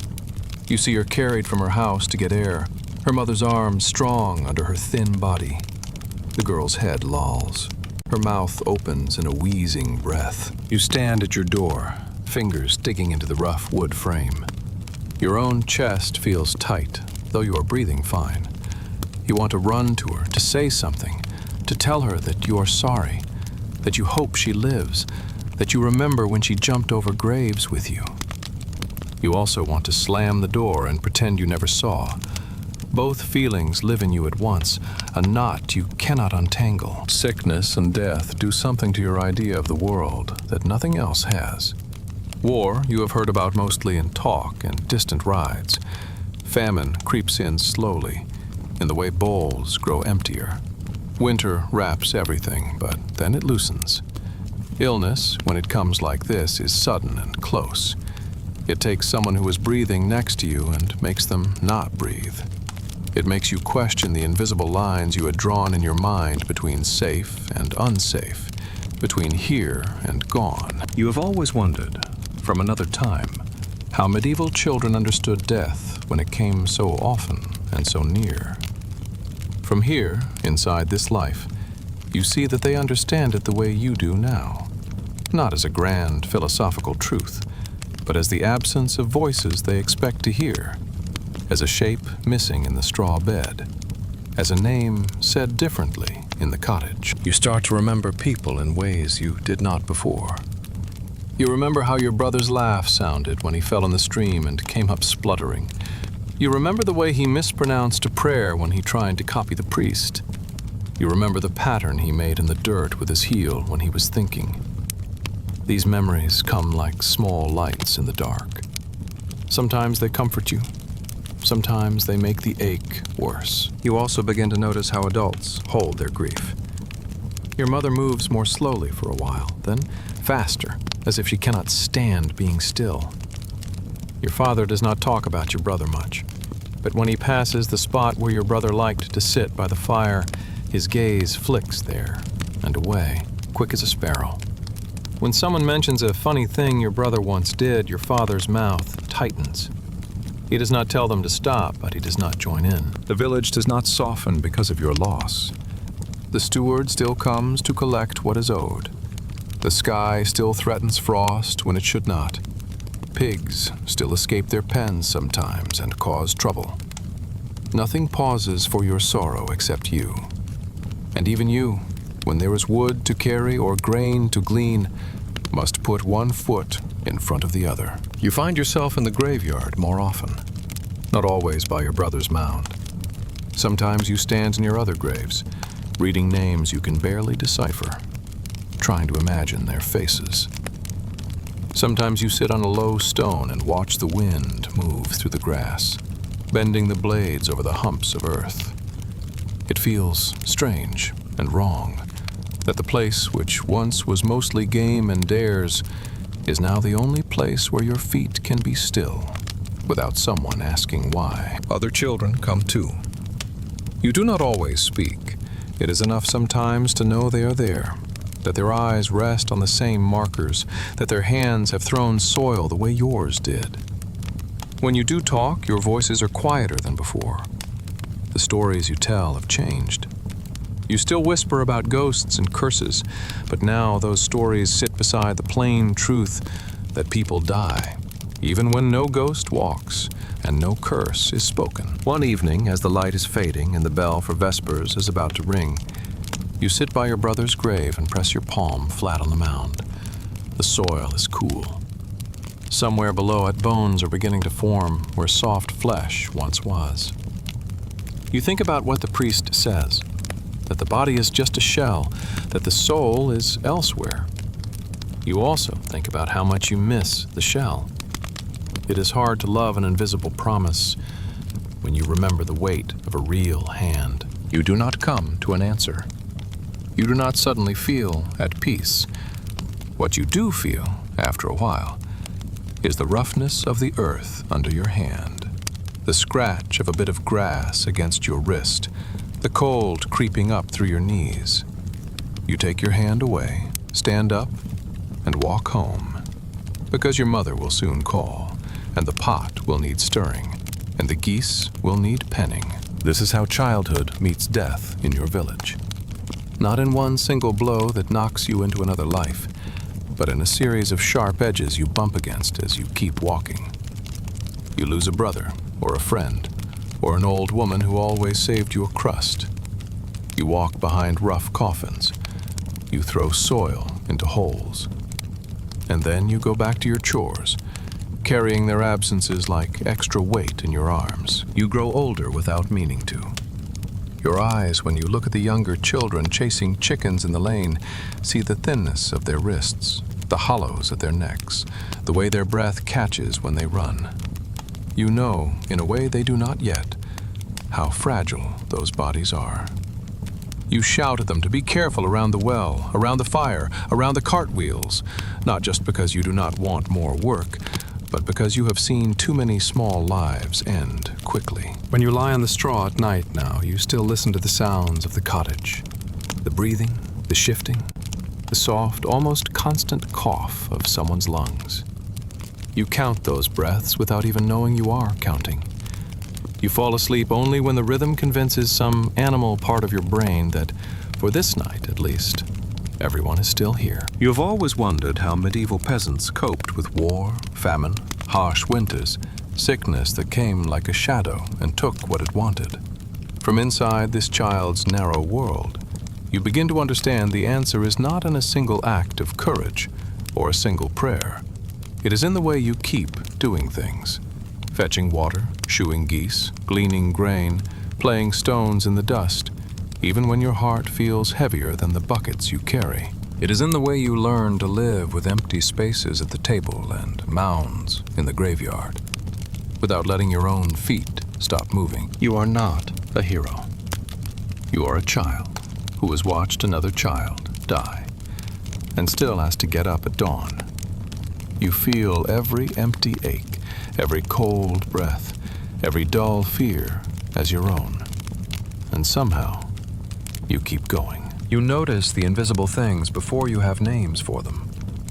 You have always known about wind and mud and hunger because they push against your skin, pull at your feet, growl in your belly. Now, as you grow older, somewhere between child and almost not child, you start to feel there is another layer sitting on top of all that. The part everyone talks about in words like God, saints, devils, curses, luck. It is not something you can pick up with your hands, but it is as real in your village as the well, or the church, or the Lord's manor. You feel it first in the space your brother left behind. The straw where he slept is now just straw, but it feels different. Sometimes when you wake in the middle of the night, you could swear you hear him cough. For a second, your muscles tense, ready to roll over and punch his arm the way you did when you wanted him to be quiet. Then you remember the grave, the dull thud of earth on wood, the marker with his name scratched crookedly. Your mother is taken to crossing herself when she passes that part of the cottage, as if his absence is a wound she doesn't want to brush with her sleeve. Your father murmurs a short prayer before he sleeps, something he did only rarely before, his lips moving in the dark like someone mending a net by touch. You feel guilt, too, like a small stone you cannot spit out. You think about the times you shouted at your brother or refused to share. You wonder if God saw that, if it added to some invisible weight that pulled your brother down into the grave faster. The priest talks about sin and punishment in ways that suddenly feel less like stories and more like a ledger with names on it. You do not know what is written next to yours. The church, which has always been part of your world, now presses more heavily on your days. You have spent many hours inside it already, standing on cold stone, listening to Latin you half recognize, watching candles burn down. Now, as you get older, people expect more from you there, too. You are no longer just a small body to be shushed in the back. You are a soul to be tended. On Sunday, you walk with your family up the path, boots or rags squelching in the soft ground. The church stands ahead, its rough stone walls streaked darker by rain, its crooked little tower leaning as if tired. The graveyard wraps around it, lumps and markers and tufts of grass. You pass your brother's mound without stopping, because if you did, you might not move again. Inside, the air is colder than outside in summer, warmer in winter, always thick with smells. Wax, damp stone, sweat, old incense. The light comes in narrow slices through the tiny windows, painting dust in the air. Candles on the altar add warm, golden pools that never quite reach the corners. You follow the same pattern as always. You dip your fingers in the holy water at the door, make the sign of the cross on forehead, chest, shoulders. You shuffle to your place, not too close to the front. You kneel when others kneel, stand when they stand. Your knees feel every crack in the stone. The priest's voice rolls over you. He speaks in Latin, mostly, words you know only by sound, like Kyrie eleison, Gloria in excelsis, Agnus Dei. He also speaks in your own tongue sometimes when he gives the sermon. When you were smaller, the sermons floated past you like birds too high in the sky to see clearly. Now, bits of them stick. He talks about hell more than he used to, or maybe you just hear it more.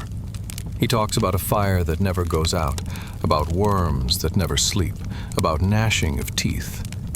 He talks about souls who did not confess, who stole, who cursed, who were lazy, who skipped Mass, who used charms and old prayers instead of trusting only in God. As he speaks, images form in your head. You picture a place under the earth full of smoke and screams, where people are bent over their own sins like oxen under a yoke. You picture your brother there for a heartbeat and feel sick. Then shove the thought away so hard you almost sway on your feet. The priest also talks about heaven, a place of light and song and no hunger, but it feels distant, soft-edged, unlike anything you can match to your life. Hell sounds much more like the world you know, only worse. After Mass, people step forward to kiss the painted feet of a wooden Christ or the edge of a saint's relic case. You are pushed along with them. When your lips touch cold, worn wood or metal, you think of the things you are afraid of losing. Your mother, your father, the few bits of bread you get each day, the roof over your head. You mumble a request into the contact, not in proper words, just feelings. Don't take more. Not yet. Let it be enough. There are other church days besides Sunday. On some mornings in spring, the priest leads a procession through the fields. You walk behind him in a long, ragged line, your feet making early dew into mud, your breath coming out in small clouds if the air is still cold. He carries a cross. Boys ring handbells. People sing snatches of hymns. Sometimes the words trail off when they reach the back of the line. People are too busy stepping around holes to keep up. You understand the point of these walks without anyone saying it outright. You are asking God to be kind to your seed, to your soil, to your weather. You are asking heaven not to send hail that will strip your grain, not to send too much rain or too little. The priest sprinkles water over the field with a wet branch. Drops land on your face, your tunic, the earth. Everyone crosses themselves. You watch your father's lips move silently along with the prayers. You know he has also tried other things. Planted by the moon when the old men said it was right. Avoided cutting wood on certain days because bad luck was said to cling to them. Hung bits of herb above the door just in case. The priest frowns on those things. He calls them superstition. But when no one from the church is looking, people mix prayers and old ways together. The way your mother mixes whatever leftovers she has into the stew pot. You see this mixing most clearly at night. Night in the village has always been darker than anything your other mind remembers. One candle, one banked fire. These make small islands of light. Beyond the cottage walls, the dark feels thick and watchful. The forest at the edge of your world seems to lean in closer when the sun goes. The road turns from a strip of dirt to a line of unknown. Inside the cottage, you are told stories to explain what might be waiting out there. Some are church stories. Your father, or your mother, or an older neighbor will tell you about saints who faced down demons. Saint Michael with his sword, standing on a dragon's neck. Saint George with his lance. Some holy woman who turned away an army by holding up a cross. These stories end with victory. Temptation resisted, monsters slain, faith rewarded. Other stories are older, with roots under the priest's words. The old grandmother 2 doors down talks about creatures that sit on people's chests at night and steal their breath, about lights in the marsh that lead you astray if you follow, about spirits of the dead who can't rest because their graves were disturbed or their sins were too heavy. She talks about the old path through the forest that you must never take after dark because something walks there that is not man and not beast. You listen to both kinds of stories, eyes wide, the fire's light painting everyone's faces in flickering orange. You do not separate them neatly in your mind. Saints, demons, restless souls, forest, things. They all go into the same deep place inside you where fear lives. There are things you are taught to do when that fear wakes. Your mother makes you say a short prayer every night before you lie down. At first, it is just words, mumbled quickly so you can get to the softness of the straw. As you get older, you begin to cling to them. You cross yourself carefully. Forehead, chest, left shoulder, right shoulder. If you forget one point, you feel crooked. You have to do it again, just in case. If you wake from a nightmare, teeth in the dark, a weight on your chest, your brother calling from under the ground, you whisper the first words of the Our Father until your heart slows. You do not remember when you started doing this. It has become as automatic as pulling the blanket up when a draft sneaks in. On nights when the wind is strong and the cottage walls creak, your mother hangs a little sprig of something green over the door. Rue, maybe, or yarrow, or another plant whose name you don't quite know. Keeps bad things out, she says when you ask. You can't tell if she is thinking of spirits or men or sickness. Perhaps she doesn't know either. Above your bed, on the rough wall, someone has scratched a cross. It is crude, just 2 lines intersecting, but you know it is there. In the dark, you reach up and touch it sometimes, fingers finding the grooves. The wood under your skin is rough, real.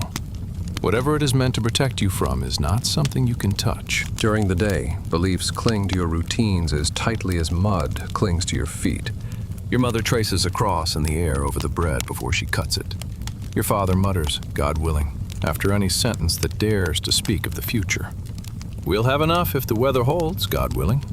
You'll go into service when you're older, God willing. This cough will pass, God willing. The words are a kind of shield against the pride the priest warns about. If you claim anything too confidently, you might draw the wrong kind of attention. From heaven, or from whatever else might be listening. You notice your own small rituals growing, like weeds between stones. You start counting your steps between certain places, between the cottage and the well, between the cottage and your brother's grave, between the cottage and the big oak at the edge of the wood. If you reach the same number each time, you feel easier, as if the world is still in its right shape. If you miscount or are interrupted, a needle of unease pricks you until you can try again another day. You avoid stepping on cracks or certain ugly stones in the lane, especially after someone has told a story about a sprained ankle or a broken leg.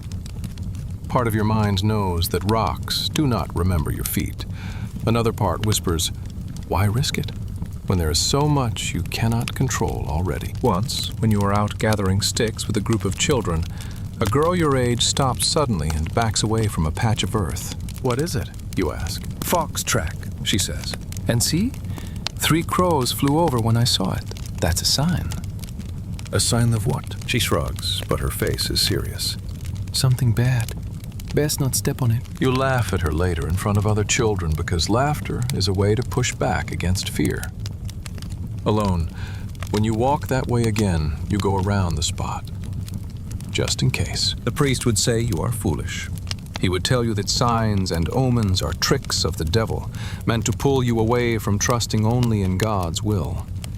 He rails against charms sometimes from the pulpit, his voice rising, his face red.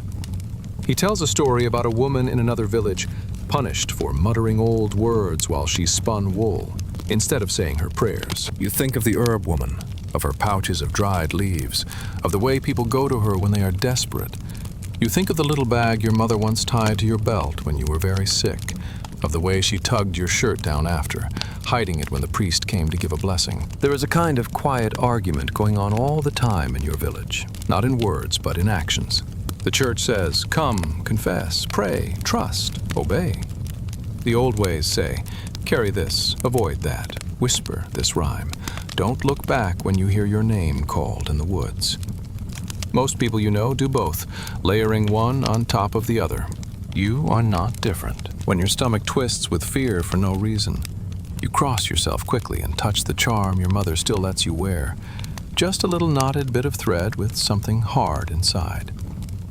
You do not know if it holds a saint's bone or a bit of bone from some animal or just a pebble. When thunder cracks too close to the cottage, you whisper, Holy Mary. And also think of the story about banging iron to drive off storm spirits. You notice with interest how many people bang pot lids that night. None of this feels strange to you. It is simply the way you live, in a world that can crush you. A world where one bad frost or one small cough can change everything. As you grow closer to the age when people start talking about you as almost grown, another demand is laid on you. Confession.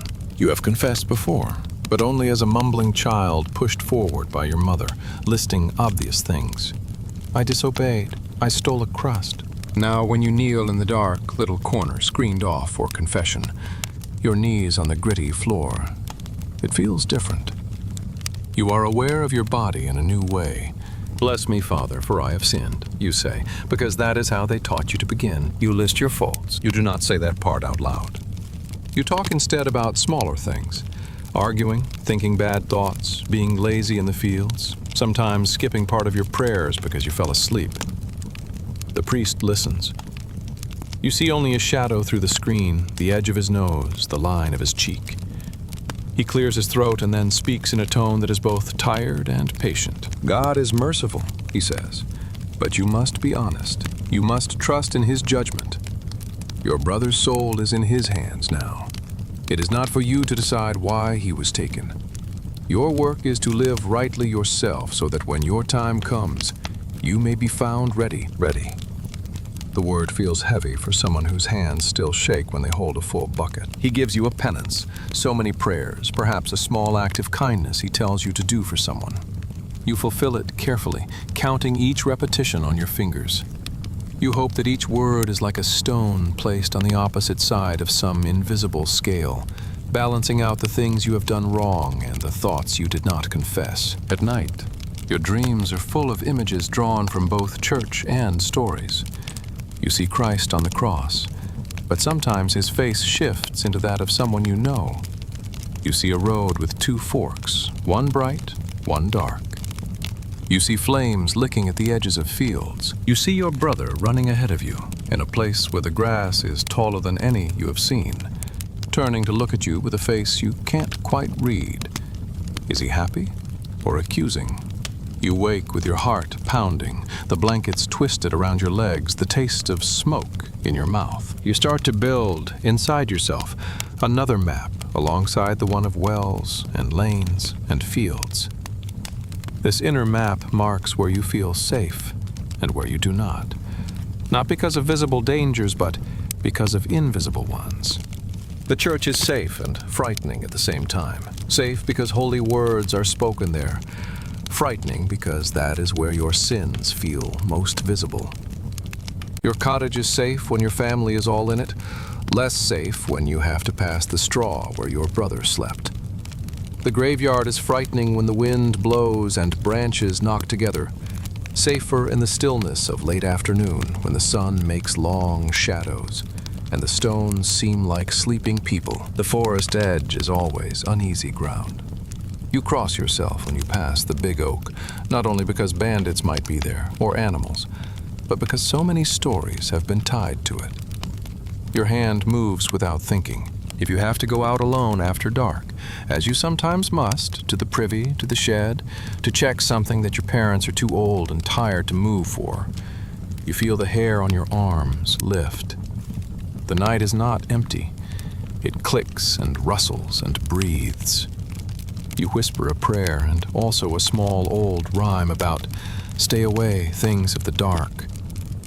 If you make it back inside without stumbling, you tell yourself it worked. If you trip on a stone or bump your head on the door frame, some part of you files that away as a warning. Next time, say it twice. From the outside, years later, you might call this superstition, or a child's attempts to control what cannot be controlled.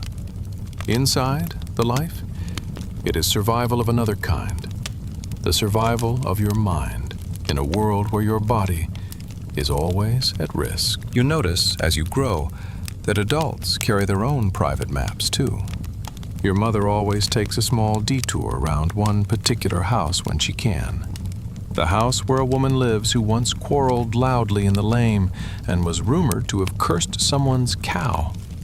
Your father always touches the doorway with 2 fingers when he comes in from the fields and mutters a few words. You cannot quite catch them. They might be a psalm or something older. You never talk much about these things openly. People hint, nod, roll their eyes, make jokes, but beneath that there is always caution. To name your fears too clearly might be to call them closer. To brag that you do not believe in anything but God's will might call down a test. You live in a balance between speaking and silence. Still, sometimes, in low voices over the embers when the children are supposed to be asleep, adults let things slip. I saw a light in the field last night, a neighbor says. No torch, no man, just there, then gone. You were tired, someone replies. Maybe, but the dog growled. Dogs don't growl at nothing. Spirits, someone else whispers. Or thieves, your father says. Practical, always halfway between fear and disbelief. You lie on the straw and listen, eyes shut. The picture of a lone light moving over your field, burning itself into your mind. Next time you walk past that patch at dusk, you feel your chest tighten. You cross yourself twice. You look straight ahead and do not search the shadows. Little by little, faith, fear, and folklore weave together inside you like strands in the rope you use for buckets and geese. You could not separate them now, even if you tried. Your prayers are sincere. You believe in God and in the saints who listen, because you need someone powerful on your side. Your fears are sincere, too. You believe in the possibility of curses, of bad luck, of eyes watching you from places humans do not stand. Because you have seen how quickly things go wrong, even when everyone does everything right. The stories you hear of miracles, of ghosts, of witches, give shape to your terror, making it something you can tell and hear instead of just choking on. You do not have the distance to ask which parts are true. Truth for you is not a clean line. It is the feeling in your stomach when the priest warns of damnation, the way your skin tightens when someone mentions a crossroads where an accident happened, the relief when a charm is tied around your wrist, the warmth when you say a prayer and feel, for a moment, less alone. If someone from another time asked you, "What do you believe?" you might stumble. You would not say, "I believe this doctrine and not that." You would say, perhaps, "I believe if I do not cross myself, something worse might happen. I believe if I do not say my prayers, God might notice my laziness. I believe if I do not listen to the old stories, I might walk into a danger my grandparents tried to warn me about. I believe I must do all I can, even if I don't know which part of it makes the difference." You have always wondered, in that other life, how medieval people could live under so much fear of war, famine, winter, sin, devils, and not go mad. From within this child's skin, you see that fear is not a separate thing from faith. They feed each other and they hold each other in check. Fear makes you pray. Prayer makes the fear bearable. Stories make the fear visible. Charms give your hands something to do when your mind cannot change the sky. One night near the end of a long day in which nothing in particular went wrong and nothing in particular went right, you lie awake long after your siblings' breathing has settled. You stare at the low, smoke-stained roof. In your mind, you walk the paths of your village, from cottage to well, from well to church, from church to graveyard, from graveyard to fields, from fields to forest edge, from there back to your door. Over each threshold, you see yourself crossing yourself, whispering this or that phrase, touching this or that charm. You feel the weight of all these invisible actions. They are yet another form of work layered on top of the physical labor your body does every day. Your hands are tired from carrying, your feet from walking, your mind from worrying. But you also know, without needing anyone to tell you, that if you stopped any of it, if you stopped praying, stopped avoiding certain places, stopped cutting your bread with a cross traced over it, you would feel naked, as if you had stepped into a snowstorm without your clothes. So you keep doing it. You keep living with both worlds, the world of mud and straw and aching muscles, and the world of saints and devils and stories whispered in the dark. You close your eyes. Your last thought before sleep is not a clear picture of heaven or hell, nor a line from a sermon. It is a jumble. Your brother's name, the taste of bread, the priest's warning, the herb woman's mutter, the feel of the charm at your waist, the sound of rain on the roof. You drift off, holding all of it, because there is no way to put any of it down. Not if you want to stand up again when morning comes, and step once more into a day where anything might happen. You notice the change not on any feast day or birthday, but in the way people start to talk around you, rather than over you. Before, when adults spoke of plans, their voices skimmed past you like birds over a field, close enough to hear, too high to catch. Now, some of those words fall nearer to your ears. They say your name in sentences that reach further than tomorrow. He's nearly big enough for a full day in the fields. She'll be ready for service soon, if someone will take her. He's no child now. He can stand a night watch if need be. You are perhaps 12, perhaps 13. No one in your world remembers exactly. There is no parchment with your birth written on it, no candle lit for each year. Your age is measured in how high you stand against the doorframe, how much you can carry, how long you can work before you fall over. The cottage looks the same. Low roof, smoke-stained rafters, hearth in the center of everything. The village looks the same. Lane, well, church, fields, forest edge. The winter is still cold, the hunger still comes, the work still bites at your bones.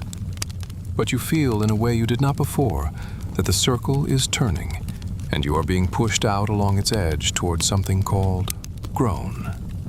One morning, your father hands you not just a stick or a basket, but a real tool.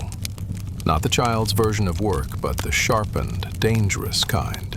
Take the scythe, he says. It is old, the blade scarred from years of stones and stalks, the handle worn smooth by hands much larger than yours. You have watched it from a distance your whole life. You have watched adults swing it in long arcs, the grain falling before it in waves. You have also seen the scars it can leave on flesh if someone slips. Your fingers close around the handle. It feels wrong at first, too big, too heavy. You adjust your grip. Your father watches, eyes narrowed, not unkind, but careful. Not too high, he says. You cut yourself that way. Not too low, or you cut into the earth. You let the blade do the work. Your arms are for guiding. He shows you again, slowly, the movement you have seen 1,000 times. You mirror it, awkwardly, the blade dragging more than it should. You try again. The metal slices through the stalks with an uneven sound. Some fall cleanly, some bend and tangle. You feel the shiver in the wood. It will come, your father says. You'll be slow at first, but slow is still something, and we need every hand, every hand. You have heard that phrase since you were small, but now it weighs differently. You are not helping in the corners anymore.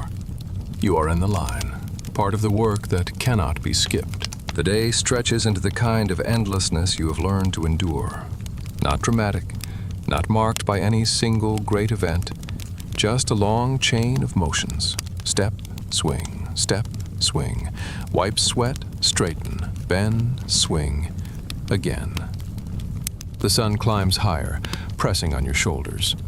Your shirt sticks to your back. Your hands ache in new places. Your feet, though hardened by years of bare or rag-wrapped walking, feel the strain of each shift of weight. Children still dart at the edges of the field, gleaning fallen heads, chasing the shadows of birds. You are no longer one of them. There is no shout to send you back to the safe edge. You are already where the blades sing. When you pause to stretch your back, you look down the line. Your father, a few older men, a couple of women strong enough to swing as well. The older boys and girls who, like you, have crossed into this new kind of day. At the end of the line, beyond where the grain still stands, the younger children wait with their baskets. You watch one small boy, thin legs, bare feet, hair sticking up in dusty points, dart forward to grab a handful of stalks as they fall, his face intent. He looks very much as you remember yourself, not so many seasons ago. For a moment, a strange, double feeling passes over you. You are tired to the bone, your shoulders burning, your lungs pulling in dust and heat. You are also outside yourself, seeing the line of work like a rope pulled taut through generations. Older hands, your hands, smaller hands, waiting. You bend and swing again. The grain falls. There is no time in the rhythm for long thoughts. Later in the year, when the fields are bare and the earth is hard and the air hurts to breathe, you feel the other side of being nearly grown. The winter you once only endured as a child under blankets is now something you must stand up against in a different way. Your father wakes you in the dark for something you have only heard about before. Night watch. There have been rumors on the road, soldiers moving somewhere, men looking for food and firewood and any coin they can find. The village has nothing worth stealing, you think, but you have heard enough stories to know that nothing is never enough to keep trouble away. A hungry man will take anything, even if it leaves you starving. A fearful man will strike anyone who hesitates. We keep an eye, your father says simply. Not every night, just now and then, when there's talk. You step out into the darkness. The cold hits your face like a slap. The village lane is a different place at this hour. The familiar shapes of cottages and sheds huddle in the thin light from a few shielded lanterns. The sky is a deep, heavy bowl, pricked with brittle stars. The ground crunches under your feet where puddles have frozen. Your breath smokes. You walk the length of the village with your father and two other men. One carries a short spear, more stick than weapon. Another has a club. Your father has only his hands and his tired eyes. They talk in low voices, half to each other, half to the night. Tracks by the hedges, only folks. Dog barks near the road last night. Could be anything. You listen, ears straining for sounds beyond their voices. The creak of a cart, the step of boots, the distant jingle of harness. You hear only the wind and the occasional mutter of someone turning in sleep inside a cottage. The darkness presses at the edges of the lantern's glow. You remember the stories you have heard about war. Men taken away to fight for a lord they have never seen. Villages burned because they stood in the path of someone else's quarrel. Women hiding with their children in the woods, shivering under branches while soldiers took what they wanted. Here, now, there was only cold and your own heartbeat. Fear curls low in your belly anyway. You grip a small stick your father gave you, not because it will do much against armed men, but because empty hands feel worse. We have nothing, you say quietly, more to yourself than to anyone else. Why would they come here? Your father's breath puffs in the lamplight. Nothing is still something, he answers. And sometimes men take because they can, not because they need. You walk on. Each step another stitch in the seam between you and the world beyond the fields. Tonight you stand on that seam on purpose for the first time. You are not hidden in bed while adults worry. You are out in the cold with them, feeling the weight that has bent their backs all these years in ways you did not see. The night passes without incident. No soldiers, no riders, no strangers on the road. You are relieved, and a small, secret part of you is disappointed. All your fear has nothing to hang itself on but shadows. As you slip back into the cottage before dawn, the warmth of the banked fire hits your stiff fingers. Your mother looks up from the hearth, relief and anger mixed in her eyes. Well? She asks. Nothing, your father says. This time. You crawl under the blanket for a short, heavy sleep before morning chores. When you close your eyes, the dark lane and its silence follow you. It is not only war that presses closer as you grow. It is hunger, too. There is a year when the weather turns wrong. The spring is too wet, the summer too dry, the autumn stormy in the wrong weeks. The grain that rises from the soil is sparse, thin, pale, Heads that should be heavy with fullness feel light in your hand. You see it in your father's face before anyone says it aloud. He stands at the edge of the field, hand on his hip, looking over the uneven rows. His brow crumples the way dry dirt does. "It will not be enough," he says one evening in the cottage, voice low. Not for us. Not for what's owed. Your mother does not argue. She just takes a deeper breath and exhales slower, as if she can stretch the air like she will soon have to stretch the food. The hard winter that follows is different from others you remember. You have been hungry before, stomach gnawing, tongue heavy, eyes drawn to any scrap of food as if pulled by a string. But this hunger has edges. It starts sooner and bites deeper. The stews become water with memory of peas. The bread that was once rough and heavy becomes thin and sparse. Your mother cuts the slices smaller and tells you to chew slower. You work through this winter, too. You carry water, break ice, gather any twig that will burn.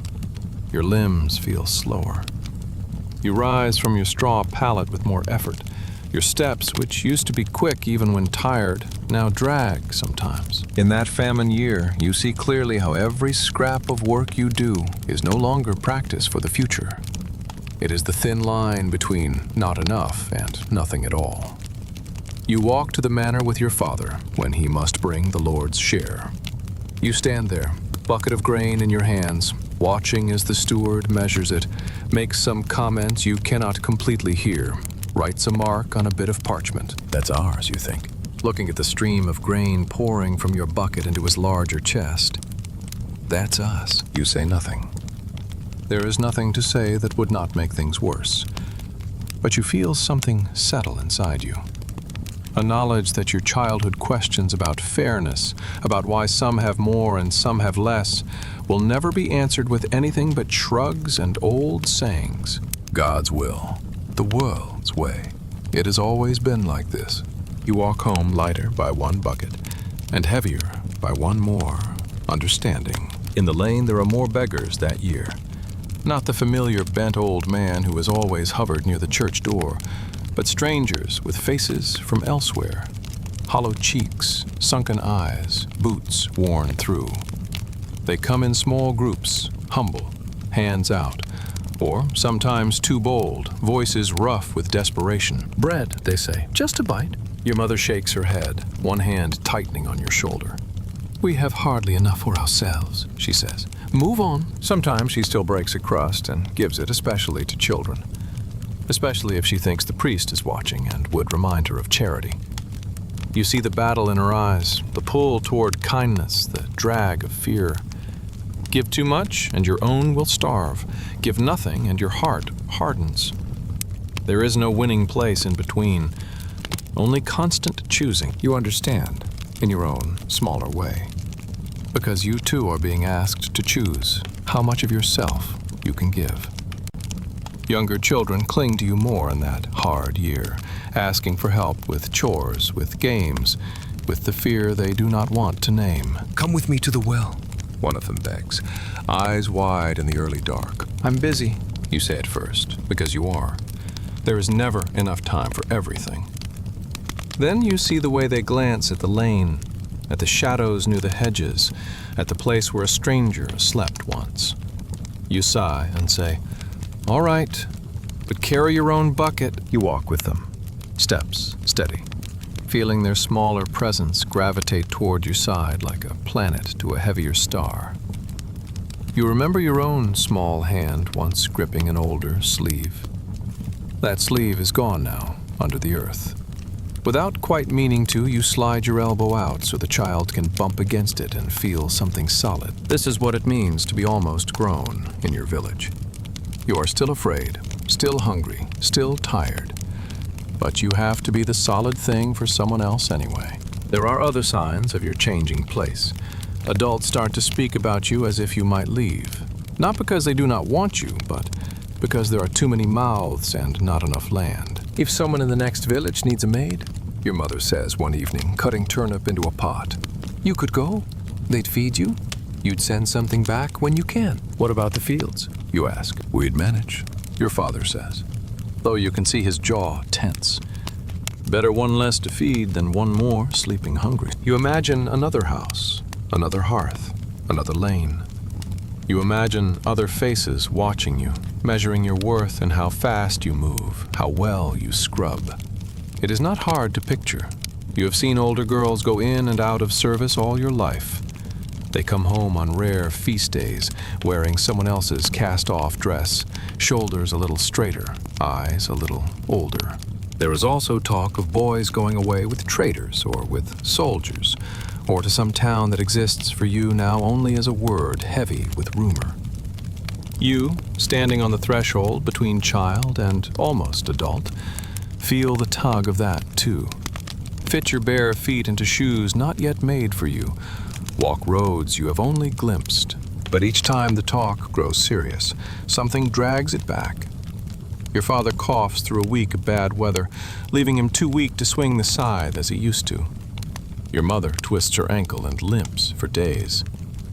A neighbor loses a child, and your mother spends hours at her side, coming home with red eyes and hands that shake. "Not this year," she says finally when someone mentions service again. "We need you." You nod. Part of you is relieved, part disappointed, part simply too tired to feel anything but acceptance. The village, for all its harshness, is the only world you know. Stepping beyond it would be like stepping off the edge of the earth, so you stay. You grow into the work that once loomed taller than you. Your hands, once small and clumsy on buckets and sticks, now know their way around tools, around bread dough, around the knots that tie bundles and animals and sometimes people's tempers. You also grow into another role you did not choose. The one who explains things to younger children in words that are simple enough, careful enough. When a little one asks where your brother is, you do not say, "in the ground," because you have seen how that makes their eyes go wide and their sleep go thin. You say, "with God," instead, and "with the saints," and "in heaven," using the phrases you have heard from the priest and from your mother. You say them even if you are not sure what they look like. When a smaller child asks why the Lord gets so much grain when you have so little, you do not say what burns at the back of your throat. You repeat what you have always been told. Because that's how it is. Because he owns the land. Because if we don't, it will be worse. You hate those answers. But you do not have better ones. The truth that the world has never been fair and will not suddenly become so because a child asks feels too heavy to put on their small shoulders. You carry it instead, along with the water and the wood and the memory of thrown earth on a coffin. Sometimes, in rare moments when the work eases a little, a slow afternoon in late summer, a winter evening when the chores are done and everyone is simply waiting for sleep, you find your mind wandering beyond the edges of what you can see. You sit on a low stone near the field, watching the sky turn colors as the sun drops. The earth under you is the same earth you have always known, lumpy, hard, scarred by plows and feet. The horizon is the same line of trees and hill, but you imagine just for a moment that you are walking away from it all, down the road, past the places where you have always been told to turn around, through villages whose names you don't know, toward cities that exist for you only in stories. You picture tall walls, markets that never quite empty, churches so big that your village one could fit inside them like a child in a giant's hand. You picture yourself there with a bucket, with a bundle, with your same worn clothes, and you feel both small and strangely brave. Then someone calls your name from the lane, your mother needing help, a neighbor needing a hand, a younger child needing comfort, and the world snaps back into its usual size. You stand up, brush dirt from your tunic, and go. The road for now remains only in your mind. You have always wondered, far away in another life, what it was like to grow up as a child in a medieval village. Not just to visit, not just to watch a scene from the outside, but to live inside it long enough that the questions you brought with you blur at the edges. From here, at the end of this long, slow walk through someone else's days, the answer feels both simple and too big for words. It is like this. You wake in the dark to the sound of your father's cough and your mother's breath, and the small shifting of siblings on straw. You put your feet on a floor that is sometimes cold stone, sometimes hard-packed earth, sometimes damp. You step into chores before you fully step into daylight. You learn your village not from maps, but from your bare soles. The feel of the lane outside the cottage, the slight slope toward the well, the gritty stone at the church threshold, the soft patch of earth near the forest you must never go beyond. You grow, not by inches and birthdays, but by tasks. First, you hold a bucket steady, then you carry it. First, you watch the geese, then you drive them. First, you glean the fallen heads, then you swing the scythe. First, you listen to stories by the fire, then you tell them to someone smaller, editing the fear to something they can sleep on. You lose people. A brother, a neighbor, a friend. Death comes quickly sometimes, slowly others. It never feels fair. It never feels like something you get used to, only something you learn to walk around, like a stone in the lane you know to step over now. You are held by invisible things, prayers you repeat until the words are smooth, charms you touch without thinking, stories that wrap the dark in shapes. You fear sin and devils and bad luck, and you cling to saints and blessings and small rituals because they are the only tools you have against a world that can turn on you without warning. You find play in cracks. You steal moments to chase a hoop, to throw stones in a game, to jump between graves, to whisper secrets that make your heart beat faster. You learn that play will always be interrupted, but you keep slipping back to it when you can, stubborn as grass, pushing through a crack in a stone. You feel hunger as a constant companion, sharper in some years, duller in others, but always there, tightening your belt, shaping your dreams. You learn to eat slowly, to be grateful for thin soup, to find sweetness in a rare piece of dried fruit, to swallow envy when someone else has more. You look at war and famine and harsh winters mostly from the edge. News of distant fighting comes and goes, leaving behind fear, occasional night watches, and the knowledge that what happens far away can still hurt you here. Bad weather scars the fields and presses cold into your bones. You do not do anything grand to fight these things. You simply keep working, because that is what survival looks like when you are small and the world is big. Growing up in your village is not a story with a single turning point. It is a slow accumulation of calluses on your hands, of paths under your feet, of names on crosses in the graveyard, of prayers learned by heart, of scars inside and out. One day, someone says you are big enough, and you realize they are not talking about your height. They are talking about how much weight you can carry. Buckets, wood, geese, grief, fear. You, listening to all this in your own bed, far from the smoke and mud and cold, feel the quiet heaviness of it. You stepped into this life with questions sharp in your mind. Now, after walking these lanes, carrying these buckets, swinging this scythe, standing at this grave, those questions are softer. They have turned into understanding that sits more in your bones than in your head. You know now that a medieval village child's world was small in distance, but huge in weight. That each day was full of work that could not be put off, of dangers that could not be fully seen, of loves that could be lost without warning.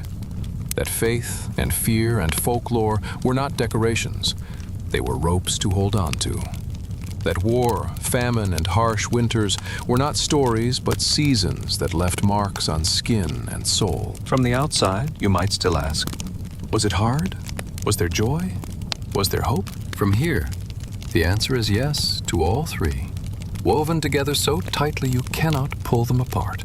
Hardship in every step, joy in small, stolen moments, a game in the lane, a full bowl, a warm patch of sun on bare feet. Hope, stubbornly clinging to each seed pushed into the soil, Each prayer whispered, each day survived. You lie back now, in your own time, with this life still wrapped around you like an old, smoky blanket. You feel the weight of the scythe in your hands, the sting of cold water on your fingers, the ache in your shoulders after a day in the fields. You feel the tug of a small child's hand on your sleeve, the roughness of a charm at your waist, the cool earth under your palm on a grave. And slowly, as your breathing evens and your thoughts grow slow and heavy, the questions that brought you here stop needing words. You have walked long enough in that village child's body to know, in a way beyond sentences, what it was like to grow up there. You let that knowing sit quietly inside you. You let the lane and the well and the church and the graveyard fade to the edges of your mind. You let the clatter of geese and the murmur of prayers and the hiss of the winter wind soften, blur, and finally drift away, until there is only your own breath, steady and calm, in a room that is safe and warm in a way that child never knew. You have been there. You can leave now, and you can rest.